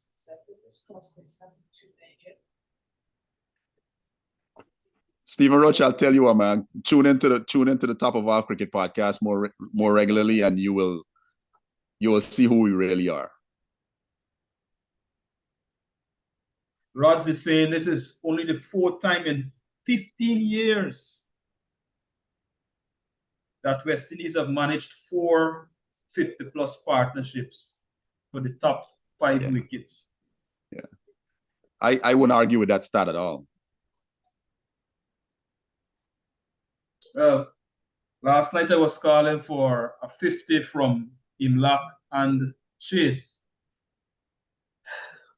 Let's see if Chase can bring it. He's due. I'm not accepting anything less than 30 runs from Chase. I don't even care if West Indies make 600 runs before Chase got to come in and make at least 30. I am not accepting anything less than a 50 from Ruston Chase. He made 29 in the last game. Cool, that was a start. So gotcha. He needs to get to 50. He needed 50 this time. Yes, I'm not accepting anything less than 50. Shot.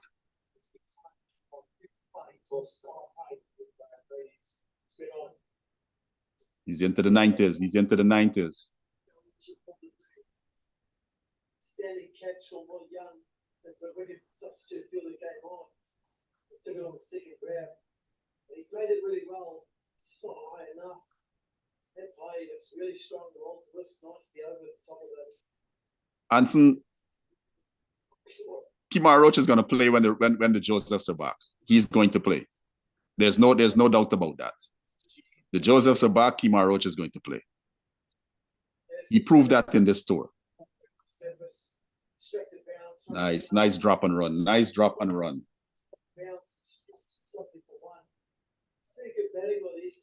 There's a chance that Justin Graves could score 300 runs on this tour. That would be a landmark for him.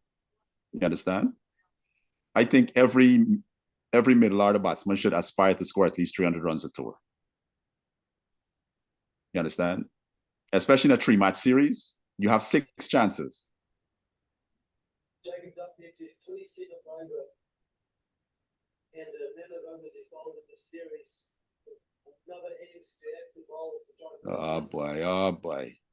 That short ball plan, they didn't force it plan. Didn't the field out. Just take that on, wipe away off the field. So, a little bit of injury scare as well. When how did he prove that to you? How did he prove that he should retire? It seems like it's more personal than professional to me with you. Dismissal this wicket. All the wickets been called. 7%. It's test matches are way over. We caught by fielders. Not a lot of bowls. Well done, Star. Well done. That's by putting up that left side, bouncing the ball in short, using the plates, the cracks. That is a huge step. It's a huge difference. Be able to bowl for that part of dismissal. Bowl and execute. For this year, Kemar Roach has batted 6 times so far. In Test match cricket. Yeah, in Test match cricket. Yeah, he's been knocked out 4 times. Yeah.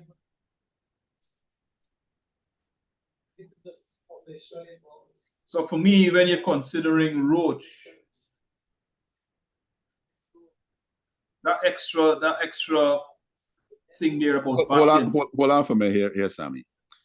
Sherwin, you're asking how many wickets did Roach have before he got hurt? Have you been watching this series? Who is West Indies leading wicket taker in this series? Who has the only 5-wicket haul for West Indies in the series? Come on, if you're gonna come and you're gonna say these things, you gotta have something to back it up. You gotta have the actual facts, the actual stats. Kemar Roach is the leading wicket taker for West Indies in this series with 10 wickets.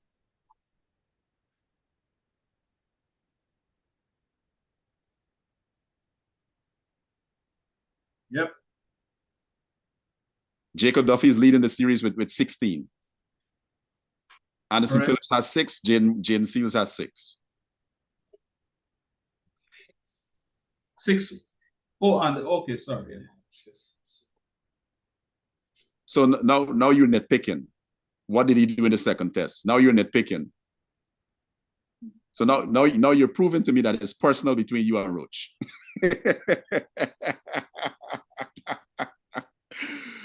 It's okay not to like him, right? It is okay not to like him. That is perfectly fine.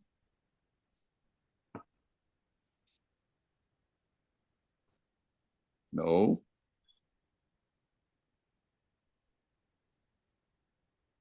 Major General Secretary Sherwin is a cricket forum guy.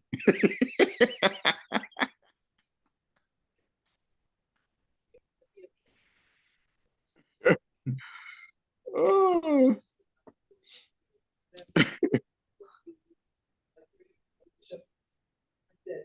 My guy, you're not making sense. You're not making sense. You're not making sense. Like, the offside, see, a little more leg side of the ball. It's a little bit more of a gap. Batan, Greaves, Batan. You got a nice start here. You need to convert this to something big.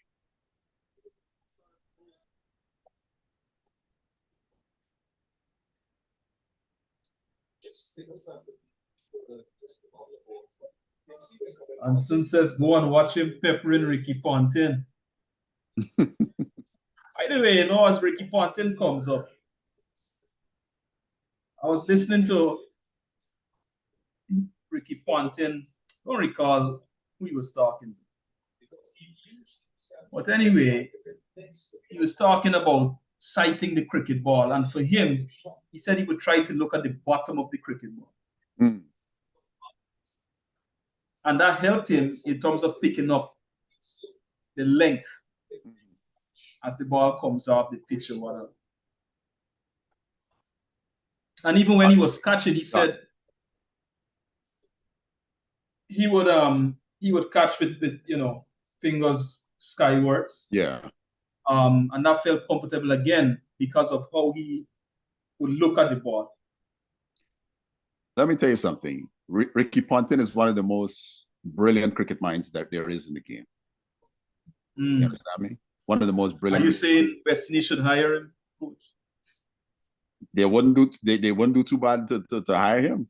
But you know what? I wouldn't hire Ricky Ponting to coach the West Indies team.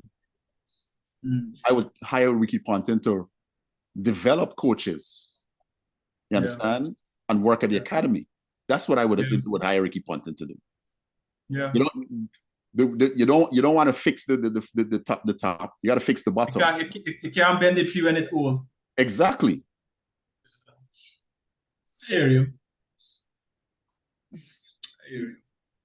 The man is a genius. Like, if you sit and watch and listen to Ricky Ponting on commentary, talking about what he would do in certain situations, and it almost never fails. When he says, this is what is going to happen, it happens. The man is brilliant. I don't know the records here, but would he must be in the conversation for the best captain, if not the best captain out of Australia. Yeah, he was one of the best captains of Australia, in Australian cricket history.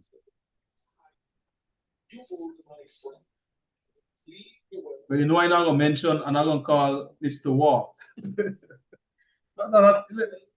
all because of the 90s.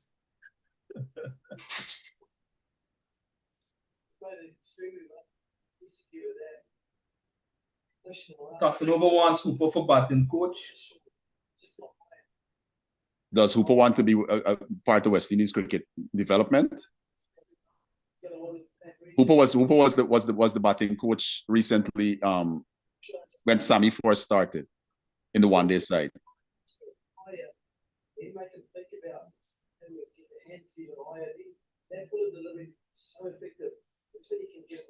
Casanova said Waugh wasn't a good captain. I don't like Steve Waugh, sir. So my problem comes with Steve Waugh's integrity, not with his captaincy ability. You understand? I thought he was a very good captain, but his integrity is what I question. Yeah. That catch in Bridgetown. Yep. That catch in Bridgetown. Yeah. I think there was one Oh. in at Sabina Park also when we lost that game. When we lost the world title as World Test champions. Mm.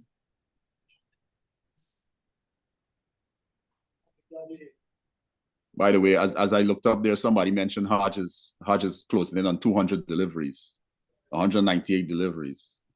Yeah. Let's see.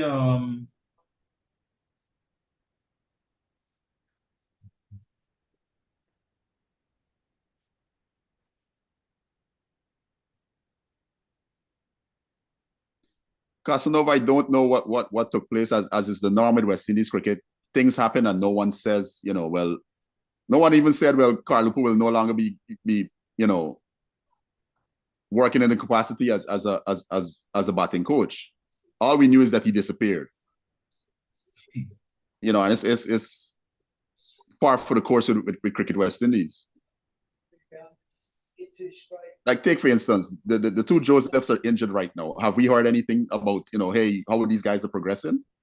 No injury updates because, we don't deserve to be in the know. We as the fans, the loyal fans, don't deserve to be in the know. By the way, for Haji would have made that 120 at Nottingham facing 171 balls. Yeah.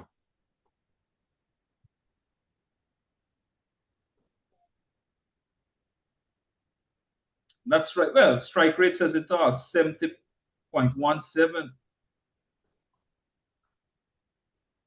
While for today he's at 46.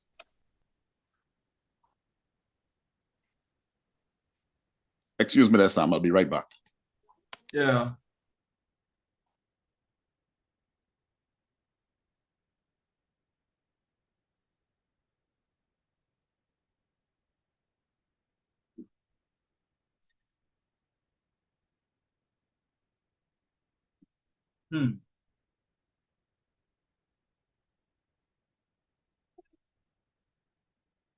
Score is 344 for 4.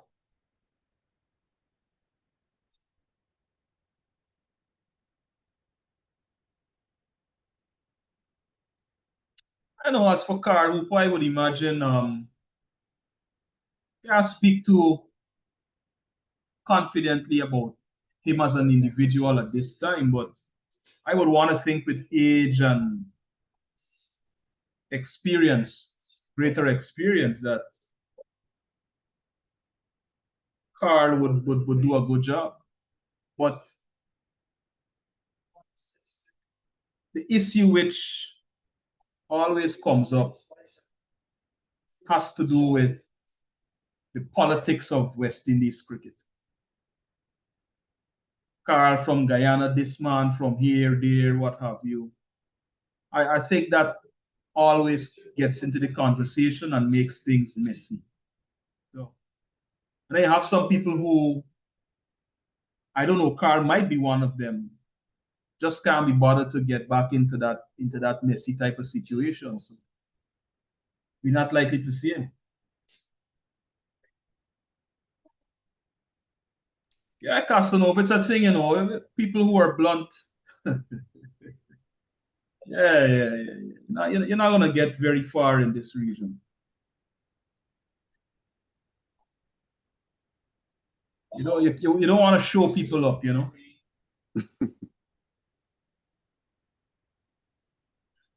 I was reading an article today about former Australian opener Joe Burns, right? If you know anything about Joe Burns, he has Italian heritage, and Italy will be playing at the T20 World Cup next year. So he had switched allegiance to the Italian team, right? Now, the Italian team is in its infancy in terms of where it is, right? So Joe Burns, using his extensive knowledge of being raised on Australian cricket and all this kinds of stuff, decided, well, he's going to try to put some work into the development of Italian cricket, you know. And when he said when he tried to put it to the Italian board, they was like, no. You're talking too much. You're trying to do too much. So what eventually happened is him and them had a slight falling out because of difference of opinion on how Italian cricket should be developed, right? And they dropped him from the World Cup team. Shot, boy. Shot.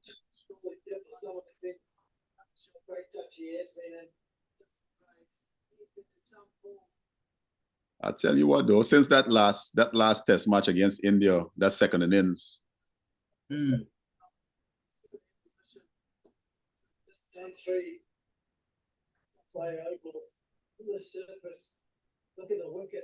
Greaves could say he's left the overseas tour, two overseas tours with a good haul of runs. Yeah.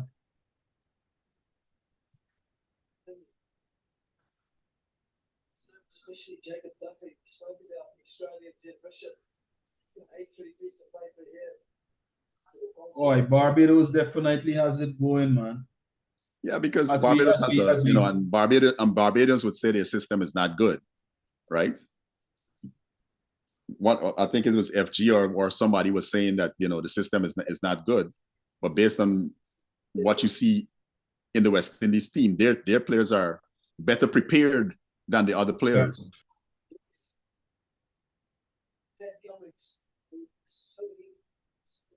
So consistent. Vanty Williams says Carl talks a lot, but in my view, a lot of what he says makes no sense. Give an example, Vanty. What concerns you have about Carl? Sir Carl. So consistent.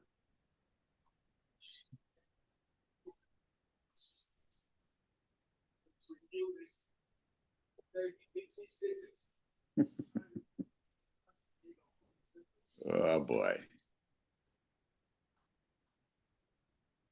Oh boy. Oh.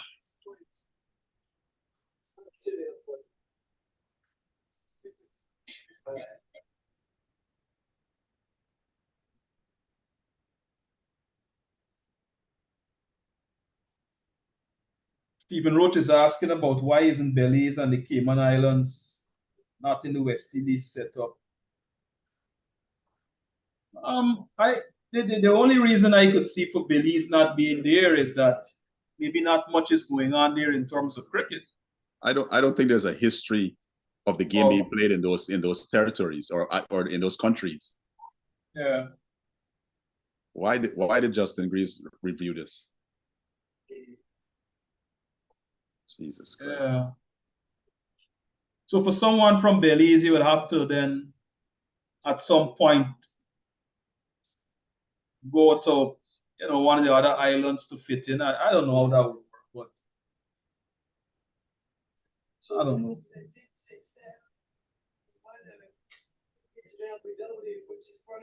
Like why would you review that? I can't understand why Greaves reviewed that.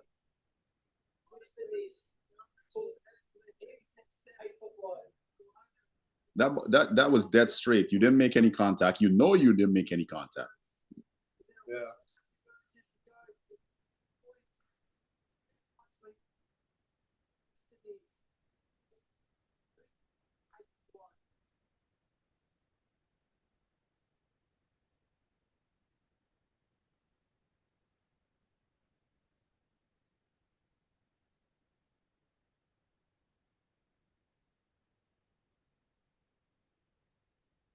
The lowest score for this innings is 27. Oh, ironic, huh? Justin Greaves, please don't mess it up. 27. Well, according to Kev, you gotta make a 50. For me, you talking about Chase? Sorry, me Justin Greaves. Chase, sorry. Don't mess it up now. There was a time when Roston Chase test average was in the 40s. There was a time. As well, like first 3 years of his career or something. 5 centuries and about eight half centuries, or whatever the case it might be. Just get it through. The LPW Counter Bay Oval. Jack back in off the surface. And straight into the middle stump. Look at that. He's pumped. Sherwin says if Chase doesn't hit a double century, he has to go. Sure, we didn't accept nothing less than a double. Sherwin said, here comes useless Chase. No, man, don't call him useless. Hey, West Indies is a tough crowd, eh? I see some men call them players idiots and all kind of thing, jackass and all kind of thing. I be saying, really? Yeah, that LPW 3/4 seat. Lucky delivery check back in. Very seam up on that occasion. Once a nice little shake away. The breeze coming from right to left. Here's that 3/4 seat now.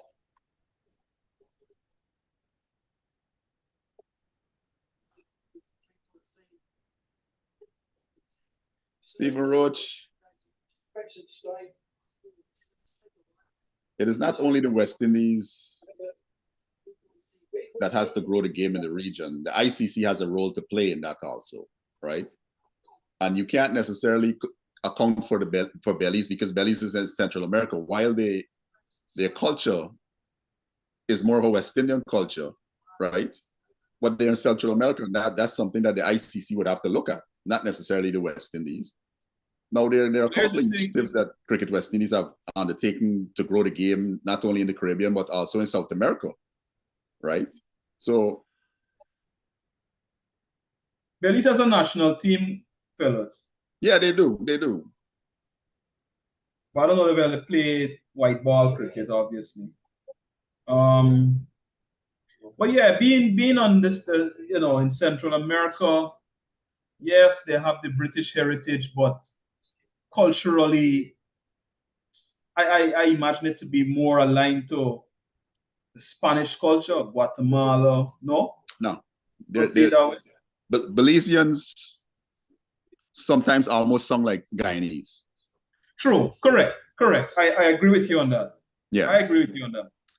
I encountered a lady in New York one time. I was going to take she was working for Greyhound as a ticket person, right? And so I go up I'm in Manhattan. I'm going to take the Greyhound back to Virginia, and I go to her to buy the ticket, and she started talking. So I said, "The Guyanese woman I talking to." So I said, "What part of Guyana are you from?" Because the accent song dead on. Yeah, that's she true. said, "No, I'm not from Guyana. I'm from Belize." I was like, "Oh wow." Yeah.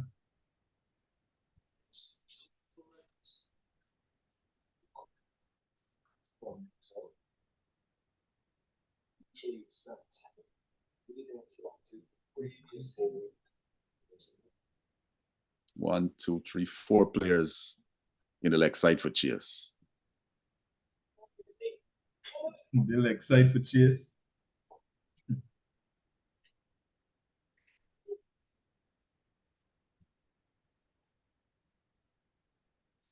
FG, there's some parts of the population that speak Spanish. They are bilingual, or I should say, they have 2 languages that they speak in Belize, Spanish, but it's predominantly English because they are a British colony.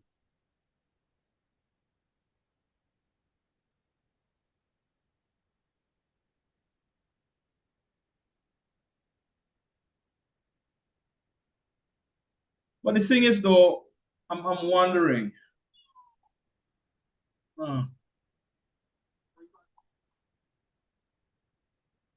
Could their players?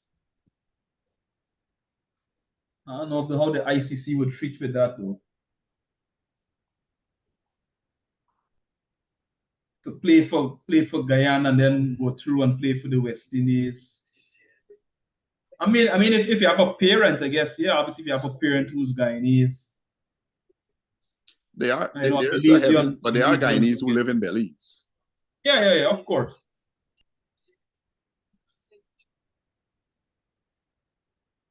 I mean, it's a nice place too. So great weather, nice beaches. causing problems, asking questions already. We've got wickets. Well, here's a bit of a golden arm. He's making things happen here. More souls on the surface. It's through that. Well and truly. It's just short of Jacob Duffy. And then on and on. Now I was happy because he knows he's creating something here. Here's a bit of a golden arm. He's making things happen here. You know what is happening there, Sam? See, Daryl Mitchell is not coming onto the bat like you think it would come on. You understand? Mm. If you notice, he was early on that shot. Mm. In cricketing circles, you call it just stick up, right? Right. He was already Yeah. almost through the shot before the ball got to him. You gotta Gotcha. watch that ball. When bowlers like Daryl Mitchell and Kyle Mears, Wavell Hines used to do the same thing. They're not quick, Mm. and you tend to think they're quicker than they are.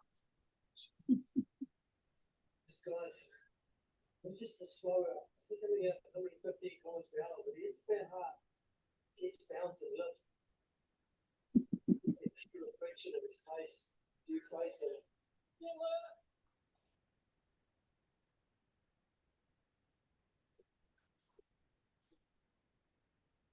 Street course set in hands. Just need to hit to the wicket.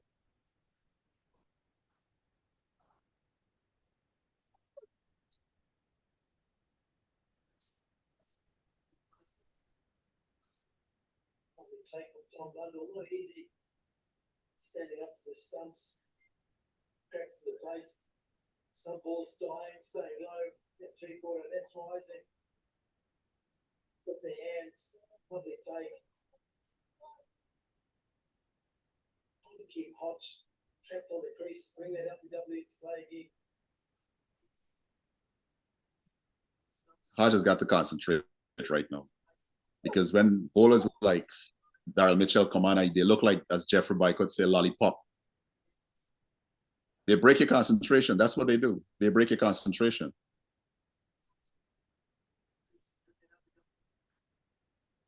He's got to concentrate. He's looking for fight in the battle. But he's a bit of a presence. Tell Mitchell. Nice to make things happen.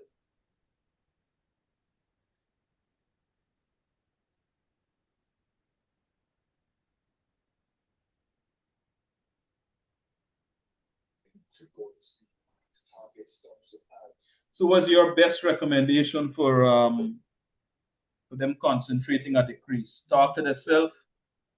Sometimes you just step away. Just step away. Yeah, naturally that conversation happens, right?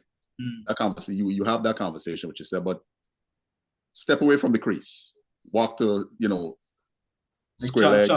Chanda Paul used to do, yeah. Yeah. Shape, of course. Brian Lara used to do it a lot too. But then Shape used to touch all over. Superstition. But that was, but here, That's his method, right? preparation, right? Yeah. Getting back into. Yeah. Mm. Yeah. Or I should say routine. That was his routine. Repeatable Yeah. action. Just, He has to do these things before he goes back to the crease, takes his and gets into his stance again. When I played, I used to, my gloves, I had to make sure my fingertips are pressed up against the edge of it. So I would constantly do this. And if it doesn't feel right, I'm not getting into my stance. Mm. Jesus Lord.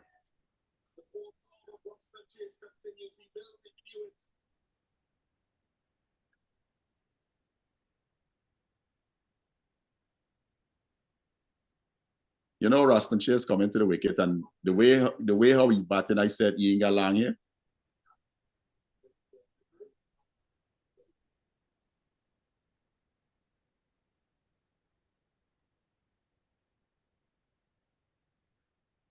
What are you reviewing? What are you reviewing?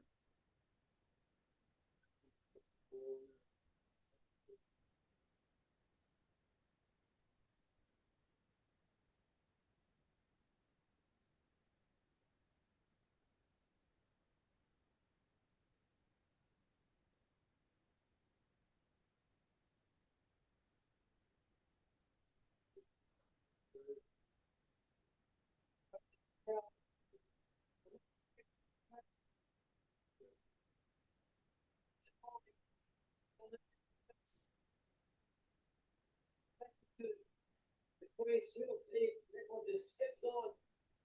Rest of the angle, caps on the back leg. Lost and chase, football continues. It's the button to two. Weston is 3-5-1 for 6.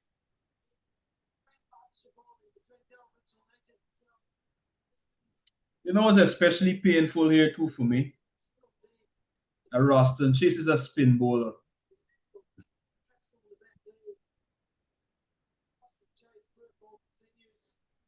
Right? This is what you bowl to batters. I don't know. Here's what's the painful part. He hasn't tried to do anything different than he has done from the time he started against Australia. Now you're at the point where your confidence is very low, right? And you don't think to yourself, okay, I know they're going to try to trap me on the crease. Be a little bit positive. Make the spinner do something else. Come down the track to him. Yeah.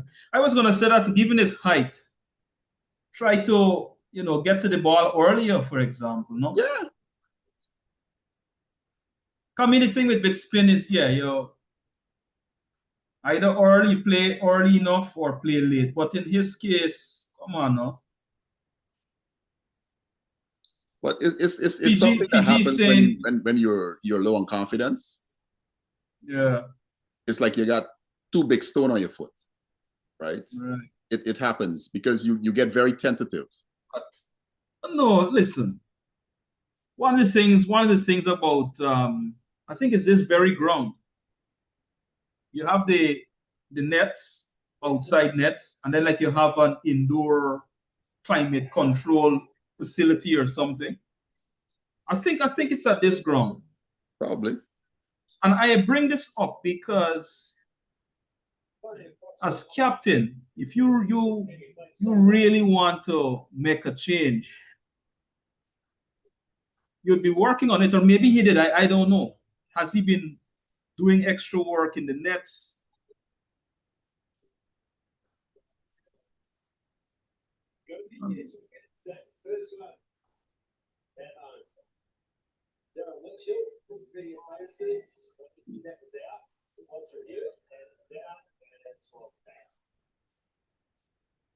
So that review is just like a frustrated review, like, no. It was. So now they've wasted 2 reviews.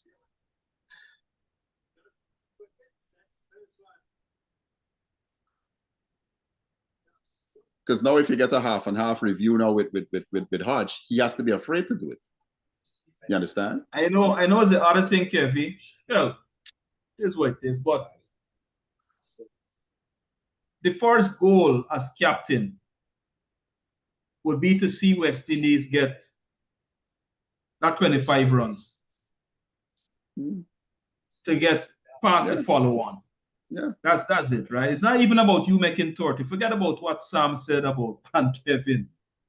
You want to be there to see a team not have to follow. Where's that desire, right? Where's that desire?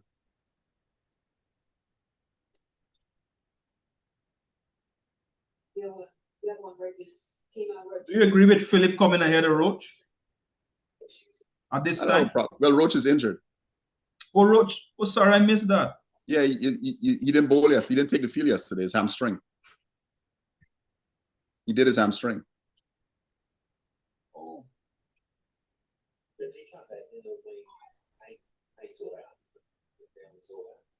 Because Shai Hope hasn't batted yet at 2. Yeah, yeah, yeah. Yeah, I missed the hamstring thing. Oh crap. Yeah, Roach didn't bowl at all yesterday.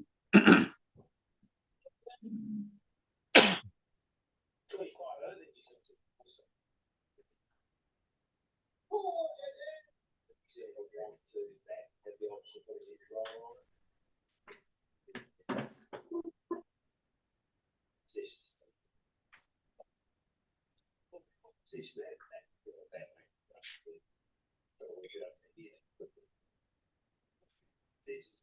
Anderson Phillip needs to give us a repeated effort, the three that he made not so long ago.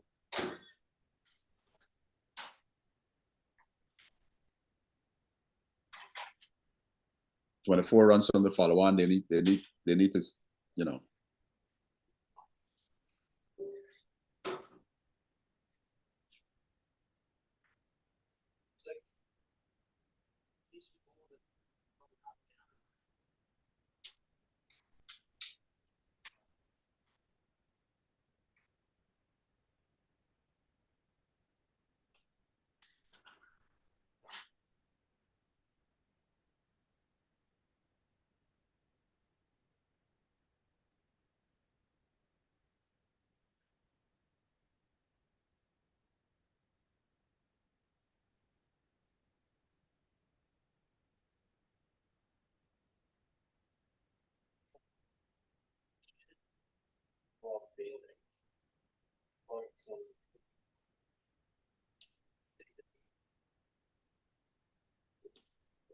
We got about an hour left to play in the day's play.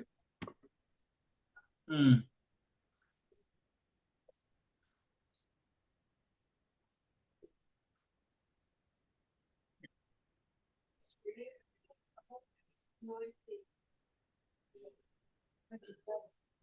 Those scores of 4-5, 4-3, 4-5, they needed to be 6-5, 7-5, you know. But outside of that, you know, I come back to a point I made a couple episodes down about Australia. Was it the first test? When they, you know, In the second test that they played against England, they didn't. No one scored a century, but they ended up scoring in excess of 500 runs. Right. So I know that again to say that look, everybody pitches in, everybody gets above 30, and we're good. In the context of this game, everybody in the top order needed to score at least 610 above. Yeah. Right.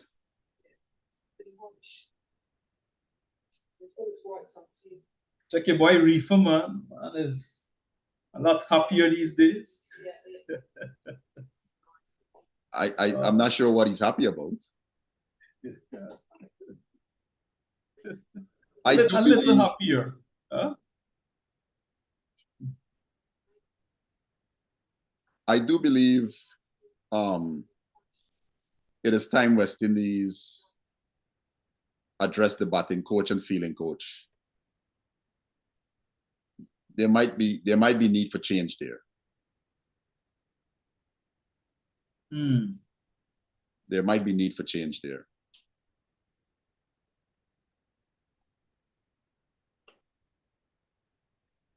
Look who come on, boy.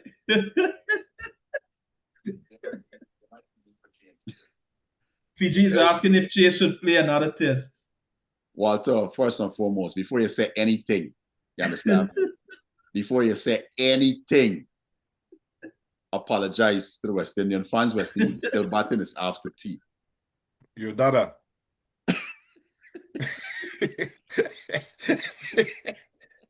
He chastised me when I had on black and white the other day. Yeah. I see, sorry, Kev, you got on black and white there. Hey, I got on black and gray. Is that white? You call it black. Hey, it cold up there now. No man could hear anything. Hey, it cold. It's cold. Hey, Walter, that man say, oh, we pepper pot. I want my thing last. They want me to run to my things.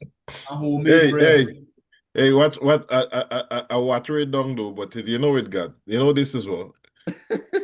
What is this? We Sorry. Sorrel. got a little sorrel. I got my sorrel, I got my marby and everything there, boy. I had some black cake earlier, full of rum. I get Anyway, Fiji asking if Chase should play another test. yeah, man. We giving him there. Remember, we our next test series is way down in July, right? June, July next year there. So we give him another run, I guess. I don't know. I willing to give him them run. They do till Afghanistan. Hey, Yeah. Walter, did you see the Imlach dismissal? No, I didn't see it. I didn't see it. Very much like the second innings. Jesus. He gave it away again.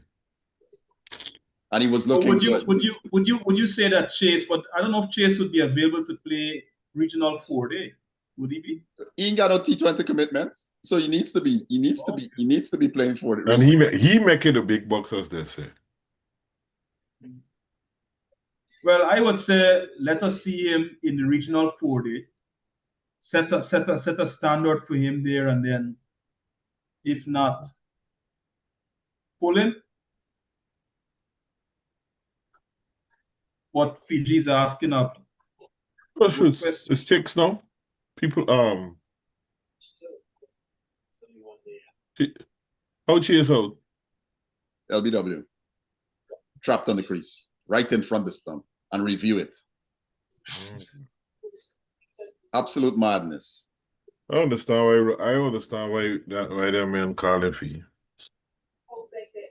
Well, he's supposed to carry this up to like 400. Where's the follow-on? Got 22 runs to make to avoid that. Okay, cool. What would hope? He's got to be really ill because he didn't show up to the ground yesterday, and he hasn't batted as yet, and no one has said anything. You haven't heard anything from the commentators. You haven't heard anything from Cricket West Indies. So, you know, I would like to think he's at the ground today, because pretty soon he got pad up.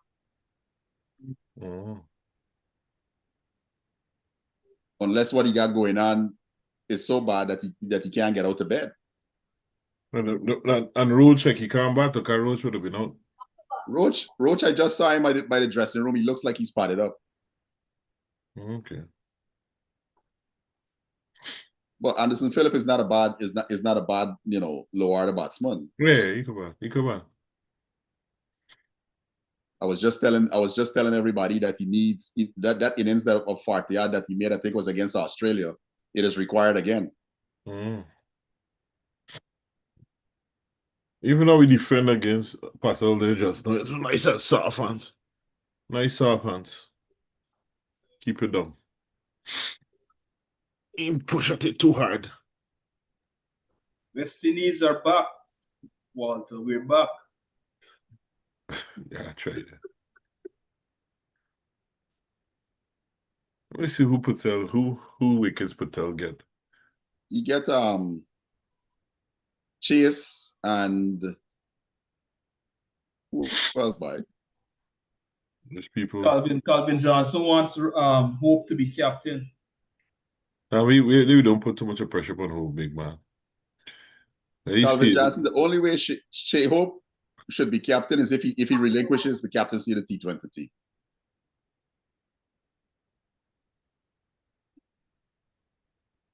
Yeah, there's like though. Somebody put in the chat that they said Hope wouldn't be batting today. Oh, there.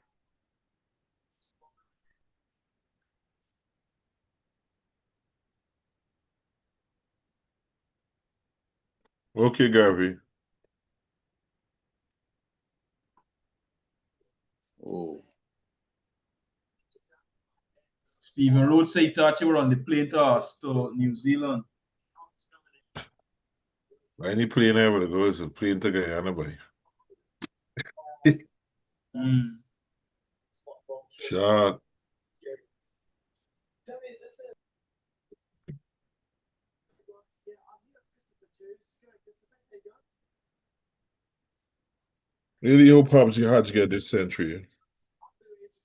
Say again, Walter. Really hope Hodge get this century.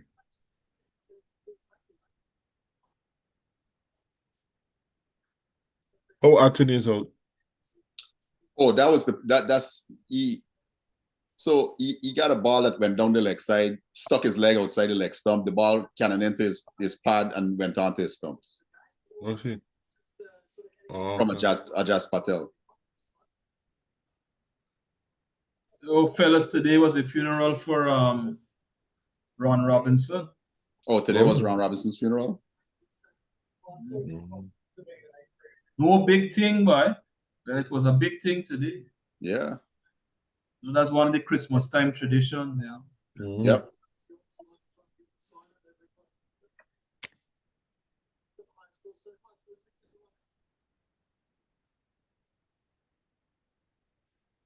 Is this going to go up for sale? Because I'm obviously interested in what that costs, but they get put it on. It's for the auctions.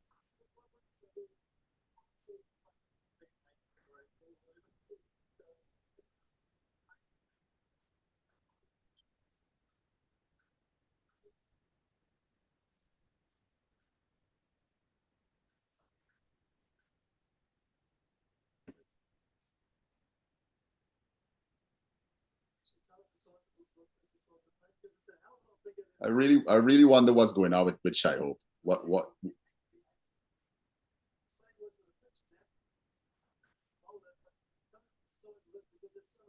Hey, fellas, it is Jesse birthday, boy. Say again, Walter. It is Jesse birthday. Today's Jesse birthday. See on Facebook, yeah.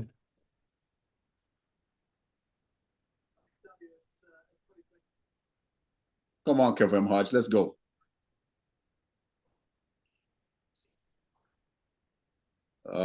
It looks like Anderson Phillip is rattled. Yeah, hit again. Okay, I still behind y'all.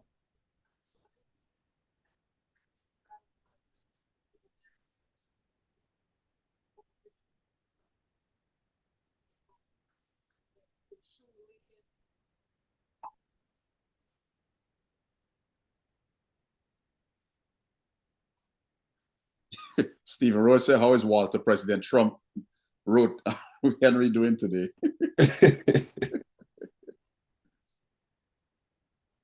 There you go, Anderson Phillip. That's how you get out of the way.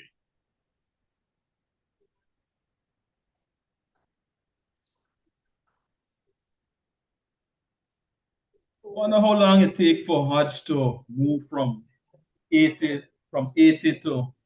It seemed like a good while, right? He is from 83 to 96 has taken him a long time. I'm fine with that. I don't have a problem with it.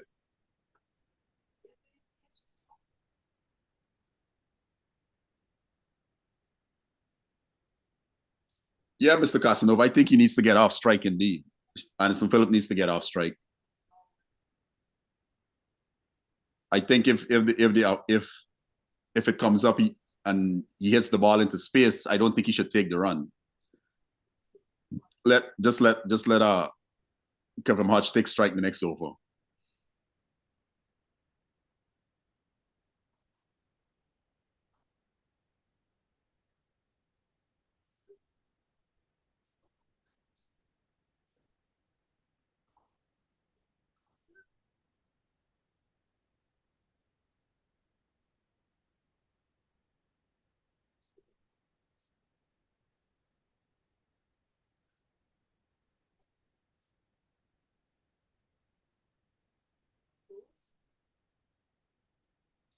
You gotta love the New Zealand grounds though. Bank style, Yeah. everybody chilling. Are you saying you're taking the top of off crew to New Zealand? Oh boy, you got a ripper. And Hey. the single. You shouldn't have taken the single. Talking about that to everybody in the chat. the year 2028, we go into England. God spare life. It's gonna be 100 years since West Indies would have played their first test match at Mm. Lords. First ever test match, it was at Lords. So We will be at Lords. Yeah. In top of off merchandise. We will be. Anyways, let me take the time. Y'all can share this live. If you honor, you haven't subscribed, go ahead and subscribe. You know, drop a like. Share it in your different cricketing groups that you're in. You know, we enjoying the discourse right now. I know some people are in multiple cricketing groups. You know, your WhatsApp chat with your friends that you talk cricket with. Share it with them. And let's grow the channel, right? Let's grow the channel. You guys are here because you enjoy what we do. You know, we enjoy having you guys' company. We love the banter down in the comments. yeah. Fiji is asking who's the best cricketer of the three of us. I am no cricketer. Walter and Kevy, they're the cricketers. Kevin's the best batsman. Guy's a bowler. I used to play bat and ball in the yard thing. I play cricket. I play bat and ball. There's a difference. I'm a bowler, people. I could bat if I put my mind to it. I just never did. Look at that. And Honestly. Fiji, my favorite cricketer of all time is Courtly Ambrose.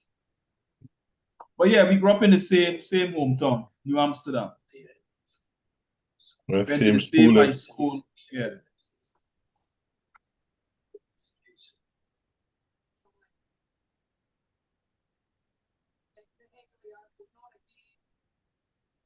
I don't have one favorite cricketer. I have several favorite cricketers. Matter of fact, I have a whole team of favorite cricketers. The Major General say that he's a bowling around the medium pace, spin and leg spin. Okay. He bowled everything. He's bowled everything. Okay. All right, bye. So who's your favorite set of cricketers, Kevin? So it would be Gordon Greenidge and Desmond Haynes at the top of the order. Okay. Lara at 3, Richards at 4. Mm. I got Shot. That's a I got top order. Just straight, Sobers right? at 5, Lloyd at 6. Mm. My one spinner is going to be Lance Gibbs. My wicket keeper is going to be Jeff Dujan. Right? And then I would have Andy Roberts, Michael Holden, and what's his name? Joel Garner. Andy Roberts, Mikey Holden, Joel Garner, and the spinner. No Marco. Nah, no Marco.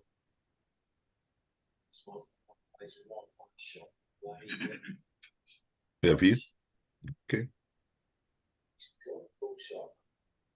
If I'm picking an all-time West Indian team, I'm picking Clyde Walker to keep.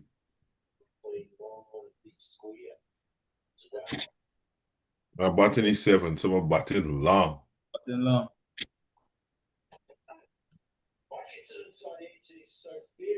That FG, there's nothing wrong with Michael with having Malcolm Marshall. I just chose not to have Malcolm Marshall in my game. You know, Hey, but you could win multiple games with Eddie. We top with yeah. I mean, when you think about West Indies cricket back in the 80s from let we said 1990 back to the 70s, you could have multiple teams, right? You had the fast bowling depth was so deep. Oh dear. Somebody out? No, Hodge got an inside edge to the keeper along the ground. Mm-hmm. Fiji call me the baby of the group. A few months. About it. Short months. Not even a few months. A few weeks after Walter. Yeah.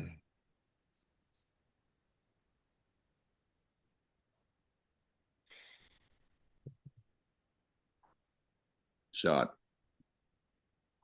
Two time. Casanova Sega, why not Ridley Jacob as a keeper? Ridley Jacobs.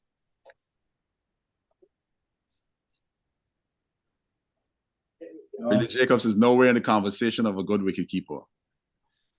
Yeah, good. He's a good wicketkeeper. Is that good? He's a good. No, you gotta get him on though. Here you go. For the 90s, He's a go. for that West Indies team for that period there, yeah. He's a good. What was that? Verdi. What do you think of the captain that was in nothing ball? What was that? That was Chase. Oh, okay, yeah, that's Chase. Okay.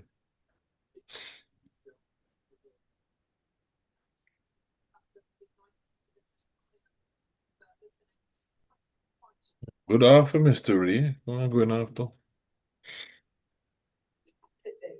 Oh, Stephen Roach is not 100 years of West Indies cricket is actually next year, 2026. Well, ICC membership, put it that way.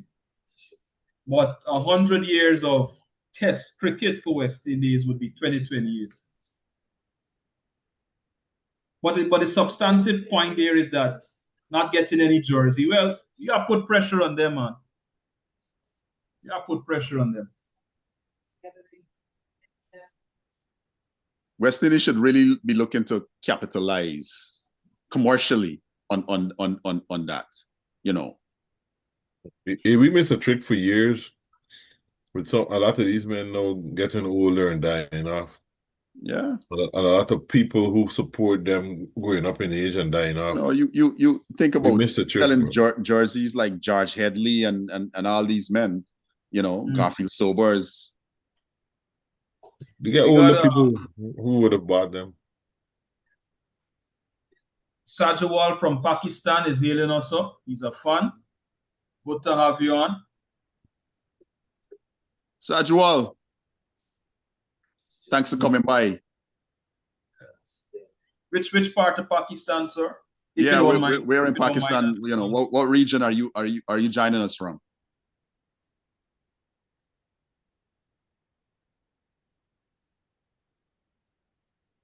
Who was a better? FG asked, who was better? Dujon, David Murray, or Derek Murray? Dujon, obviously.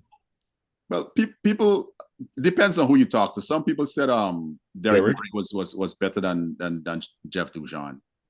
In terms of batting or keeping? Keeping.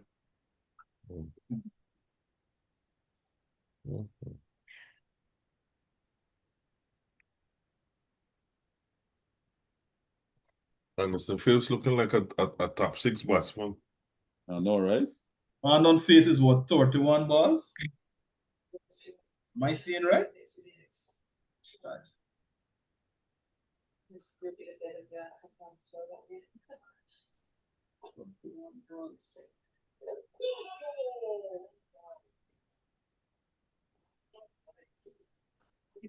I don't like this test.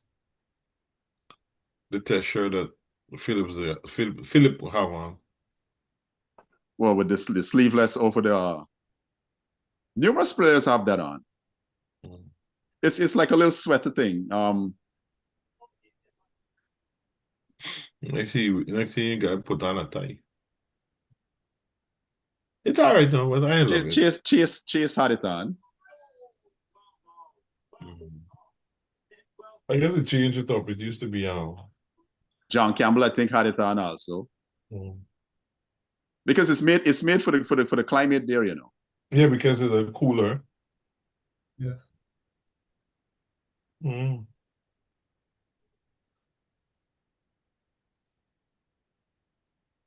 Ooh. Well, you don't go too fast to keep low.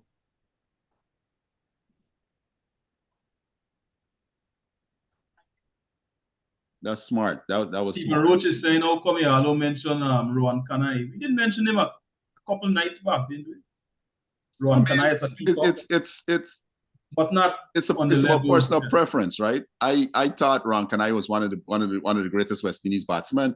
Doesn't mean that he gets into my team, right? That's my personal team, right? I'm a fan of Ron Kanai. Desmond Hicks picked Barbados' greatest team and he didn't pick himself. He had Conrad Hunt opening with Greenwich. Hmm.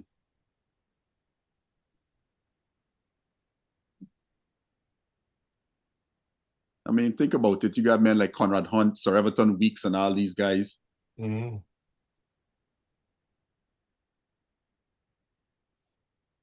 Ah, down for the count.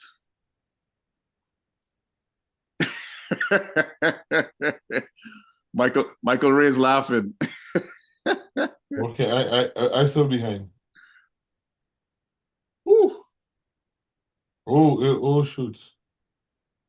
I've been Hey, hit there before. yeah, I got hit there before, but oh jeez, but It is not. Listen, your the strength in your legs leaves. It just walks away. The strength in your legs just what's the worst hit you ever get in cricket? that. Now the worst hit I got hit there already, and it was bad with I it. hit here. The same day that Kobe died was like a double hit, right under here.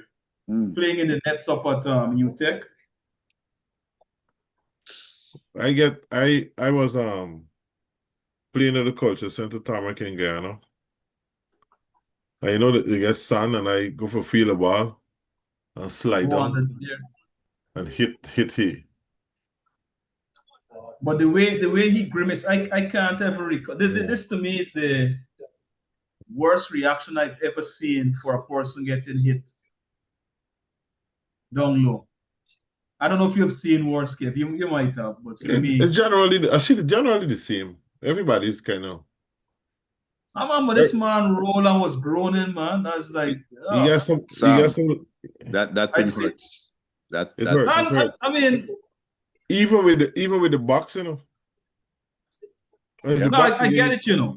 that thing I hurts. get it. I get I mean, hit. guess what?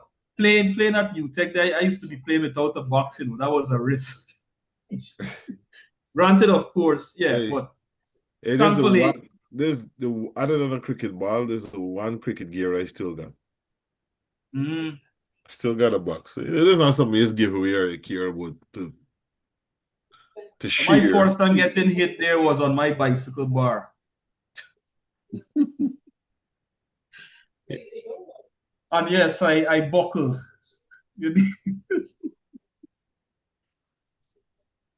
I hope Michael can watch this one these days. When we been in high school, that evil man take the front of the bicycle, the wheel, the man loose it, but we mean beard, yeah, we ride in and the man loose it, I think was a joke. And I ride in, and next thing I know, me wheel gone and hit. Sure. Yeah. Cruel prank. Yeah, I mean, this why we easier, Mikey. That was not a joke. Beatty was so mad. Beatty was angry than I was.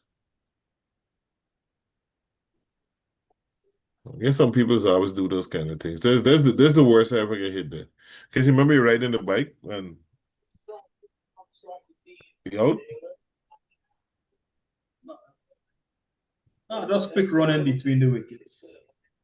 Oh, you should see it running here. Look, he plays on a horse. He's not very comfortable fucking day. You're gonna get there when you go. This one run might be the most painful one run, but the most pleasing as well if he gets three figures.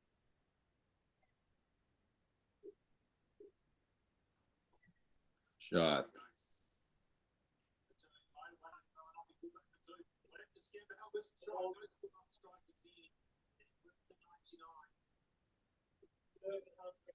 been entertaining, it's been fantastic actually throughout. Not without a little bit of traffic, but pressure at the end, and he is absolutely delighted. That's it, fellas. Good 100. Good 100.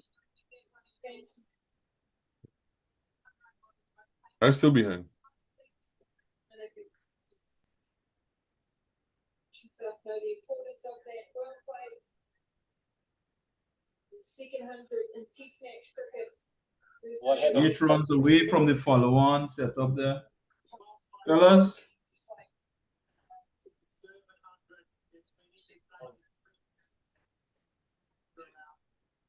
Stephen Roach wants Yaga for open for him. He wants Yagaro. That's not bad. Yaga's opening batsman. Hey, you could pick. Nice. You could pick a West Indian team. Nice shot, nice. You could pick a West Indian team without the regular greats, and it's still an excellent team. Yeah. You could pick a team with Wayne Daniels and Collis King and then we say Colin Craft and forgetting another name. We got a light skinned dude that used to bowl in Formula One. Brendan Julian. Nah, that's Australian. You talking about Bernard Julian. Bernard Julian, sorry. Yeah, Sorry. you could pick them team down, and that team will beat any team in this world today. Anyway, fellas, You gotta go. I'm out. You gotta go. Walt has to pay penance for things. So I hear you, man. I hear. you entertain. Come on. Yeah, there was All right. Sylvester Clark. Yeah, Sylvester Clark, yeah. All right, take it easy, Sam. Yeah. Have a good night, bro. Respect. Come on. Carl, like best. Fans, it was good chopping it up later. Yeah. I do think, Sammy. You put people like Carl, like best on them kind of thing in your middle and they still get the top. There were a lot of really good players back in the day. You know, I still maintain that Cricket West Indies and the territories didn't have any foresight to ensure that they grow the game and preserve our status as the number one test team in the world. Right? They just kept hoping that we're gonna produce the Greenwiches and the Haynes and the Richards and the Lloyds and the Canais, you know. And the last 35 years, we haven't really produced anything close to those players. Right?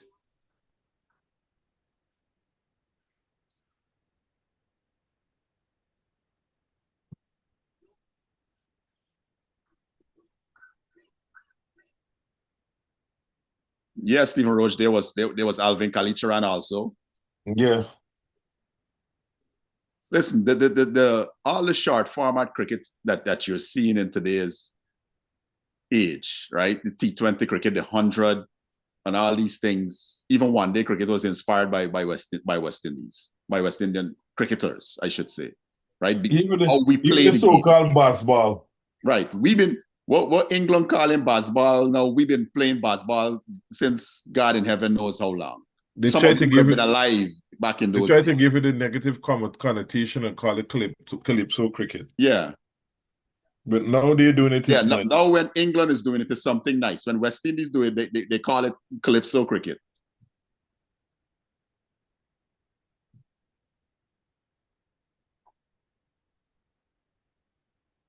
Let me see how many overs left in the day.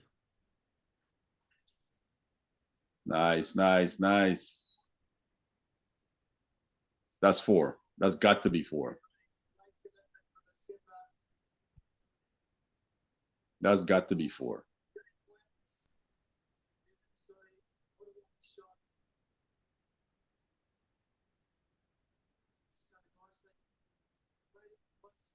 I hope I'd start over and just get him on 3 right now.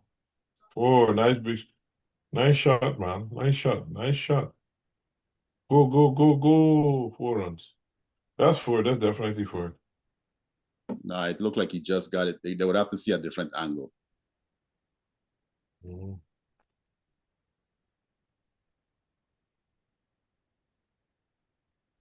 I tell you, Philip playing like a. He look like he saved it. Yeah, he looks like he just got it.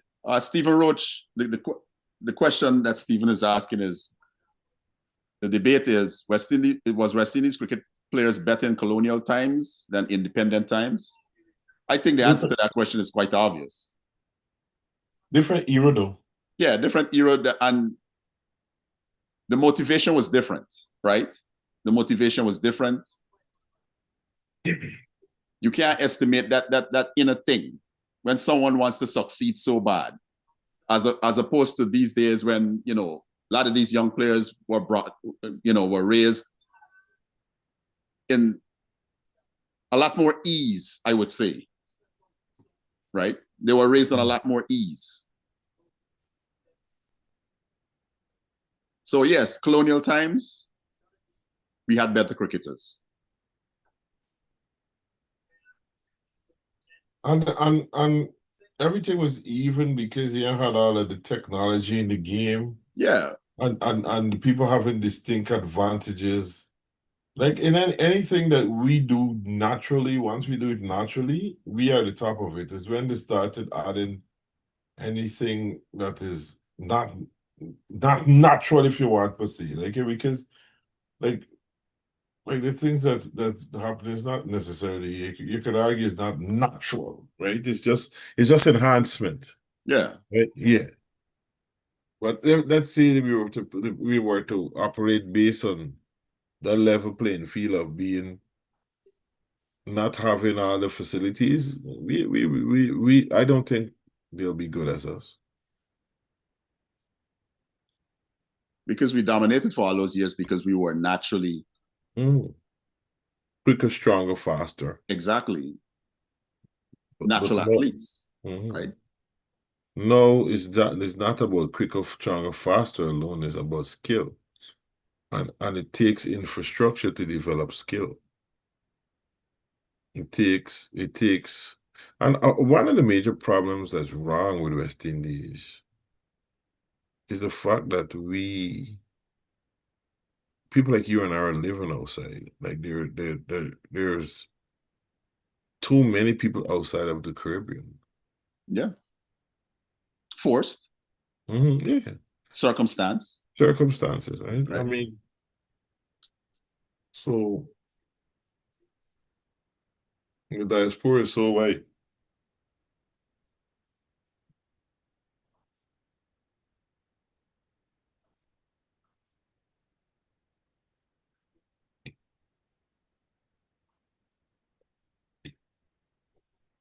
I hope these two bat to the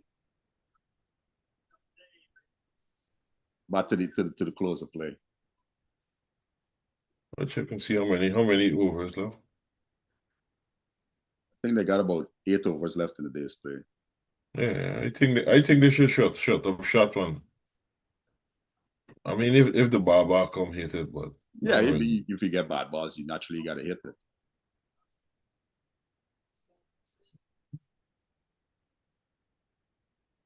Bat until tea tomorrow.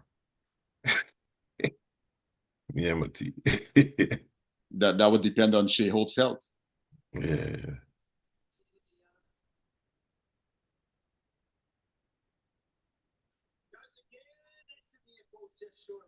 Why is he not going through with the pull? He's just kind of turning it. If you're going to pull the ball, pull the ball.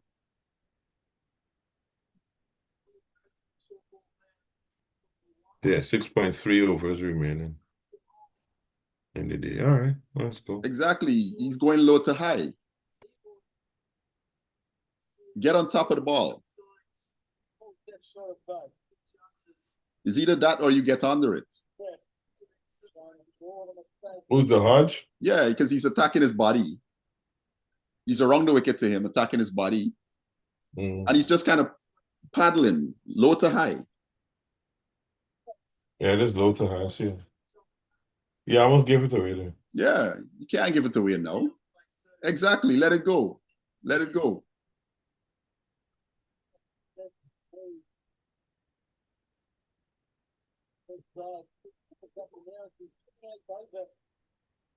Try and do that role, just like have a wind in the conditions.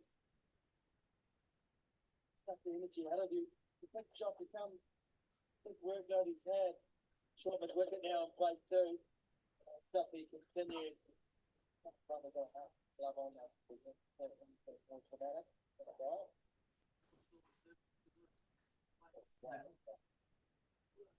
Wide.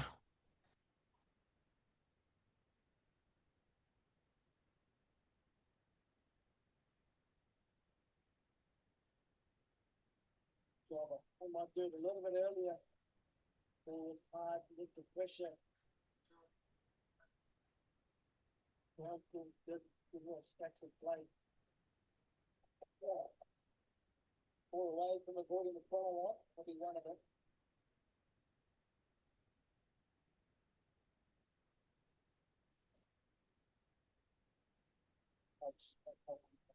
Very right, yeah. Going to see out the majority of the balls remaining in the game, it's not too many of them.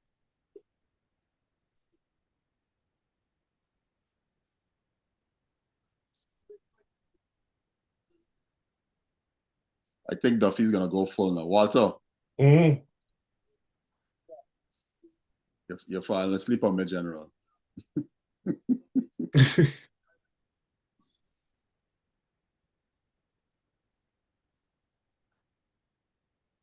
You got 12 moves. You gotta stick it, Duffy. You gotta stick I it. got to soldier it through.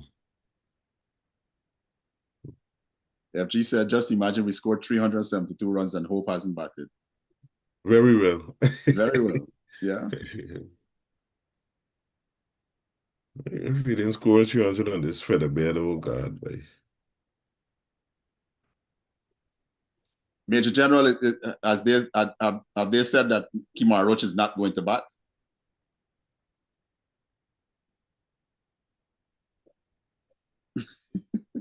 Yeah, caught him napping.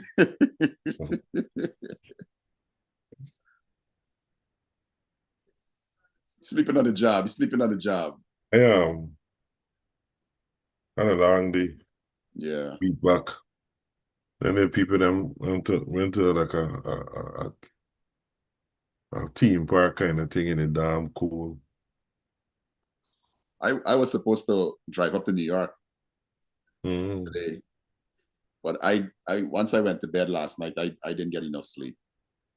And it was a struggle. It was a struggle for me today. So I just decided, because that's a 7-hour drive that I am, and there was some amount of rain in the forecast heading up that way. I wasn't going to take that chance. No, you can't. I just wasn't going to be safe.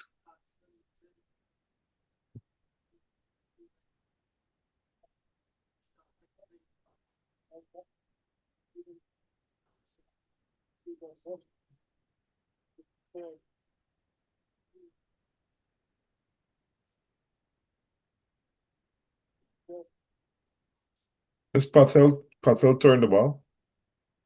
He's getting more drift than anything. You just say getting the ball. I don't see turning. Yeah, I wonder if he just naturally drift, he's pushing some through. He's working angles. He's working. I wonder if he just because of the type of the pitch, this is how he bowling. He just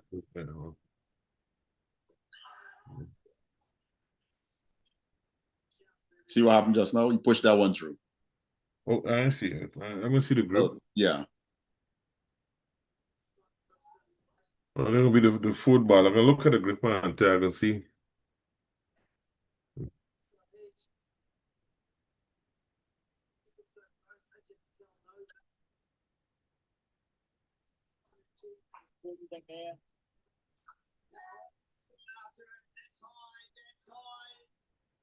Remember the angle? He out? Yeah, drop. Oh.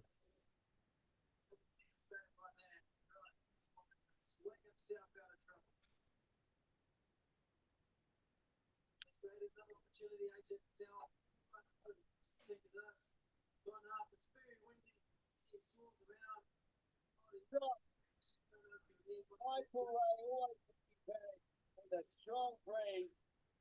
It's not easy catch. Hmm? He shouldn't have done that to give it the time of the day, but it wasn't Oh, easy. he's got no reason to play that shot. Mm. But it wasn't Because of what easy. happened the delivery before, he got scared. Yeah.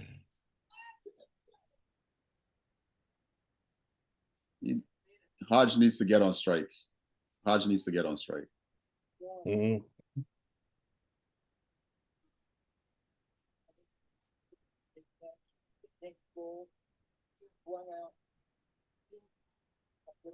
He needs to take most of the strike and try to pinch a single at it coming down to the maybe the 4th to 5th balls. Yeah. Because it's obvious Philip is struggling to contain his emotions right now. Mm.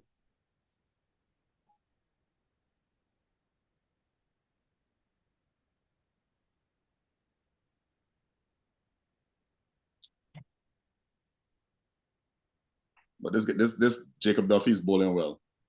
Yeah. He bowled well right through, though. Yeah, right through. He's bowled well throughout the 6 innings.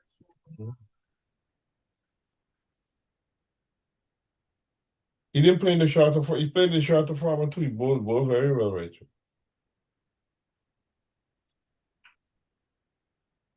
Say again?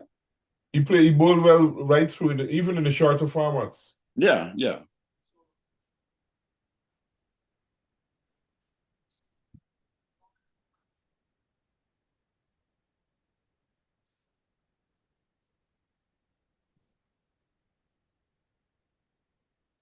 Hodge, you gotta watch that shot. You gotta watch that shot. That's exactly how Shai Hope got out in that first test.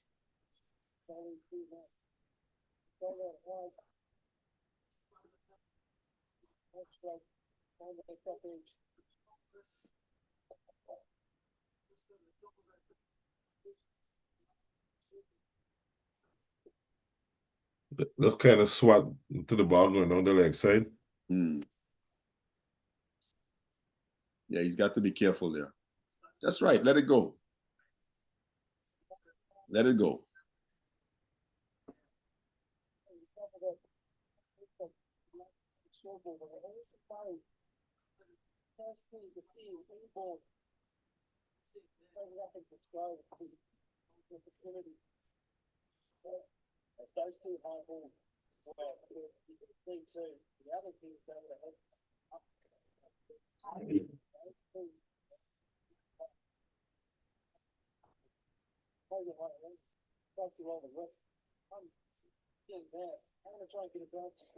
You gotta get off strike now.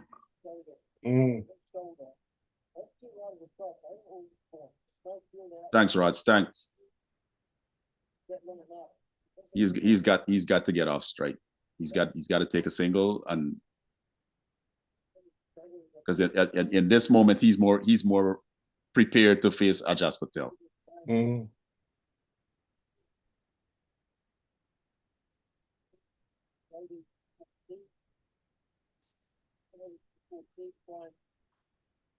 Yeah, right. I like the conversation though. You guys enjoy it.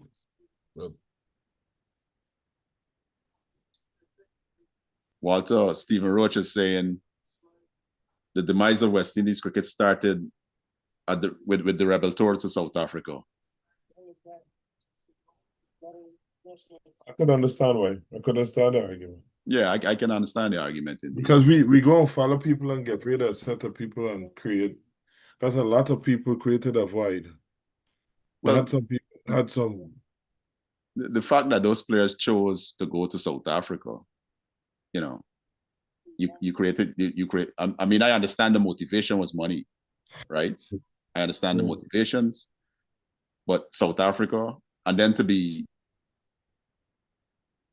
one of the things that was you're going to be an honorary white, honorary white, yeah. How you could tell a black man he's going to be an honorary white man? That's crazy. Mm. That is absolutely crazy. I just see the attendance dismissal. That's crazy. Yeah, you gotta use your bat. Gotta use your bat. Or get your foot outside the way. Yeah, you call me honorary white. Well, keep your Then they pass You're not the gonna use me to sanitize the genocide of my people. You understand me? You're not gonna do that.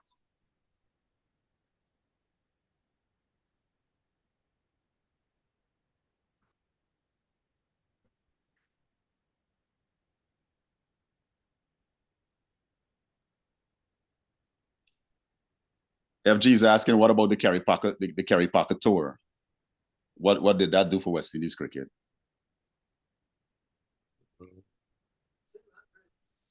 I don't know. While some players were away and you had to have replacement players and stuff of that nature, I don't think it impacted West Indies cricket as much as it did when the other players went to South Africa, because you're talking about players like Lawrence Rowe and Colin Croft and all these guys who were actual West Indian players, and they never played for West Indies again, right? Clive Lloyd and them came back and played for West Indies. Imagine losing somebody like Colin Croft. Imagine losing somebody like Lawrence Rowe, because they were banned after that. But you know, the English players that went to South Africa, they weren't banned. It's like we always doing them things to ourselves as a people. That was a cricket. This thing called cricket is more than just a sport.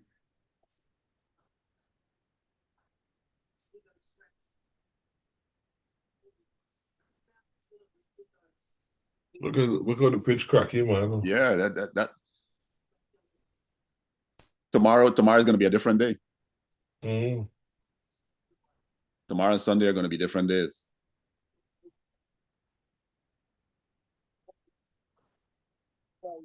But you know what? The pitch, as the bat is tapping on the pitch, it still sounds pretty hard. Okay. You don't get in the soft. You know, it sounds more road-like.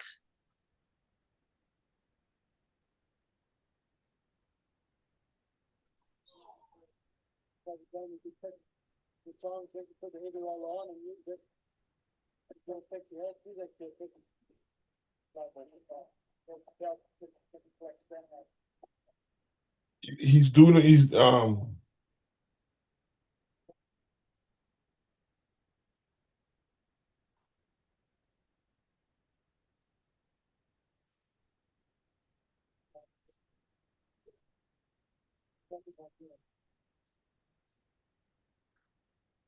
Well, West Indies, New Zealand going to have to bat again. We just pass it for a while. No, we ain't pass it. Yes, FG. Franklin Stevenson and Ezra Mosley came back. Colin Croft could have came back also, because the ban was lifted. As you know, the Jamaicans have never forgiven. I don't even know if they have forgiven Lawrence Rowe up to this point, right? But by the time Colin Croft that ban was up, I don't think Colin Croft had any interest in playing cricket anymore, right? Sure. Right. I think he was already up in age, and you know.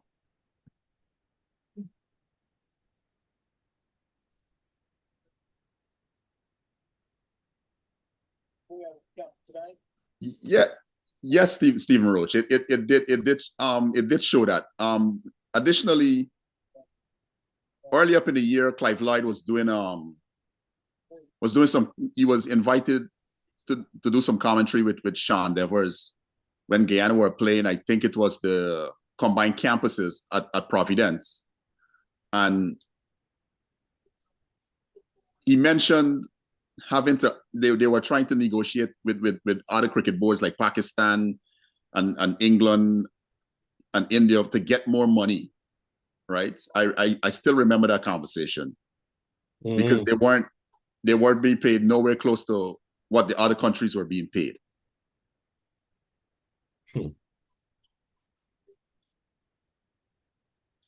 I tell people the demise of West Indies cricket started a long time, long before 1995, right? The Clive Lloyds and the Viv Richards, they only masked because they played for so long. They masked the actual problems that we had, right? There was no real developmental plan for West Indies cricket for the next generation, the next two generations. And as soon as the Richards and the Greenwich and the Haynes and those guys left, you started to see that, right? We didn't have a plan in place. The 19 when we lost against Australia, it was a worldwide equivalent to the assassination of Archduke Franz Ferdinand. Basically, just start to put things in motion.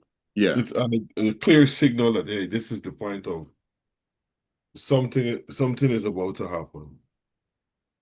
I think where we really everything really crumbled was the tour to South Africa. the 1998 tour to South Africa. Yeah, that was Yeah. That could be one of the moments. It really crumbled. Like everything is like, geez. You know, Sammy has his views on it. He thought that the way Lara went about it, you know, especially given the fact that, you know, you going to South Africa, Nelson Mandela, Walter is struggling, my boy. You're struggling, you know. Yeah, yeah. But I personally thought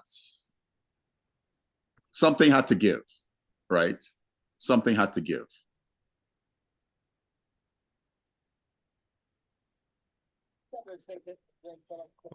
I'm really happy on a serious note. Even if we lose another wicket, yeah, incredible. I'm really happy to see the fact that I think if they lose another wicket, they play gone done. But I'm really happy to see the fight that these fellas put up. Hodges batted what, 80 something overs now? He's been there for 80 something overs. 248 balls. Yeah, because Campbell went, I think, is like in the fourth over in the morning or something of the sort, right? So he's been there essentially all day long. I just thought somebody, whether it was Tevin Imlach or Justin Graves or Alec Athanaze, somebody needed to stand up with him a lot longer.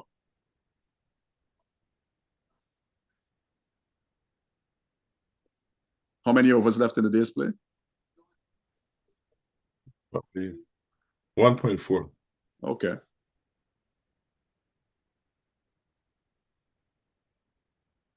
Anderson Phillip has now faced 50 deliveries. That's good stuff. That's good stuff.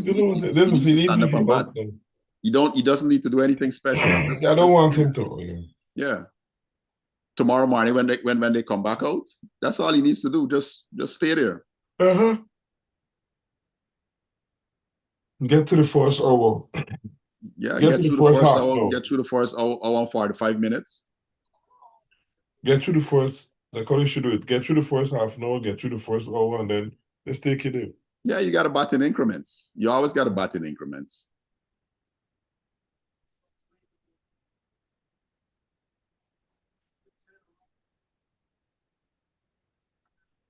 That's it. Just let it go. If it's not on stump, let it go. Let it go.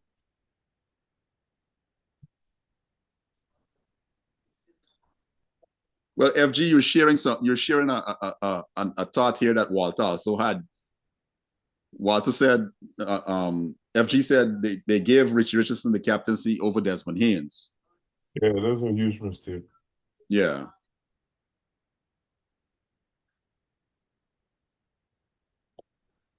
I honestly thought Desmond Haynes was going to be given the captaincy once Viv Richards retired. I didn't understand the move to give the captaincy to Richie.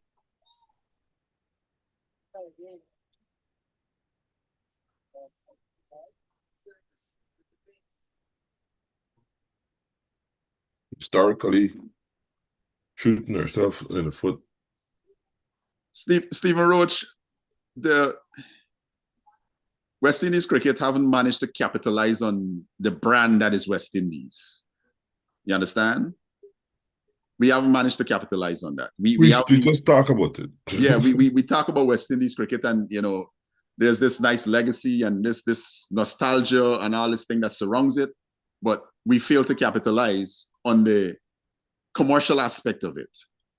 While England and Australia and India and all these people have capitalized commercially on our players, right? So yeah. Because the IPL was built on West Indian strength, and now the West Indians will get. Kerry Packer was built on West Indian strength. Mm-hmm. Everything commercial in the game pretty much has been built around using West Indian labor to advance it. Ms. Beard used to say that history teaches not. Yeah. Keep making the same mistake, one circular thing over and over. And as the old saying goes, doing the same thing and expecting a different result is called insanity. Nice. 3 balls left, guys. Let's go. 3 deliveries. Guys in the chat, we down to 3 deliveries. It's been a pleasure having you guys with us tonight. I'm really proud of this knock from Kavem Hodge. Really proud of this knock from Kavem Hodge.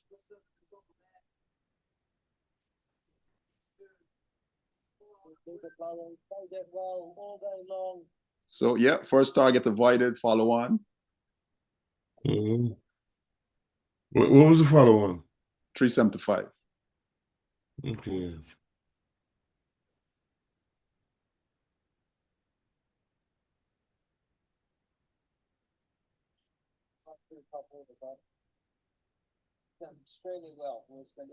Take it easy, Hansen.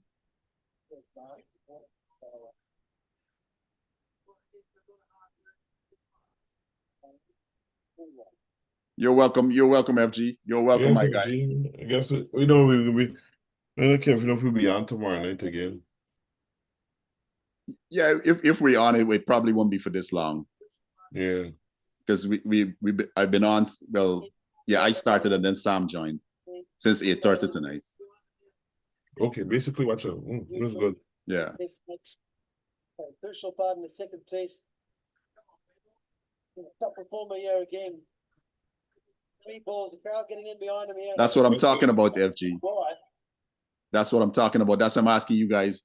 Share it, right? Share it. So other people can enjoy what we are all enjoying in this moment.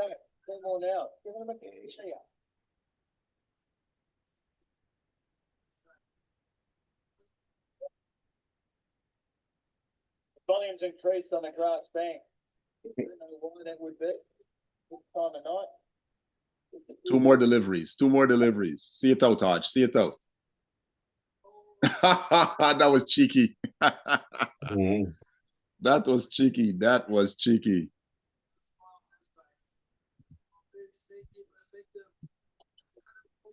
Oh, goodness, man. Indeed, Stephen Roach. Indeed. Hodge was caught betwixt and between there.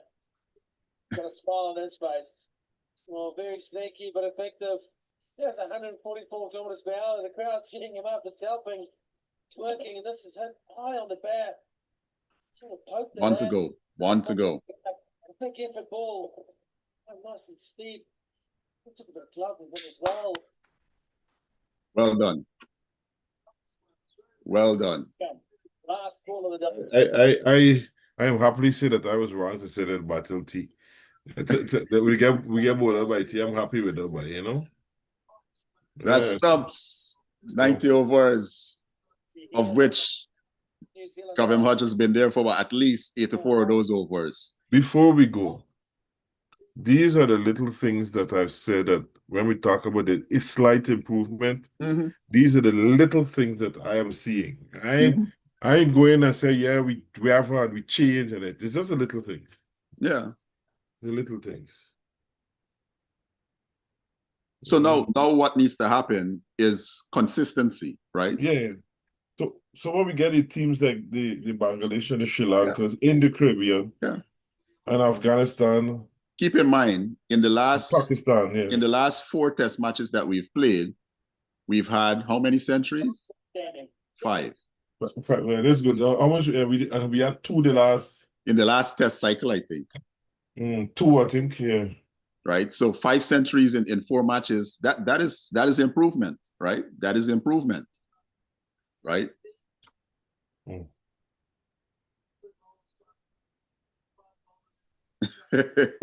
John Crowley not out in the 50s.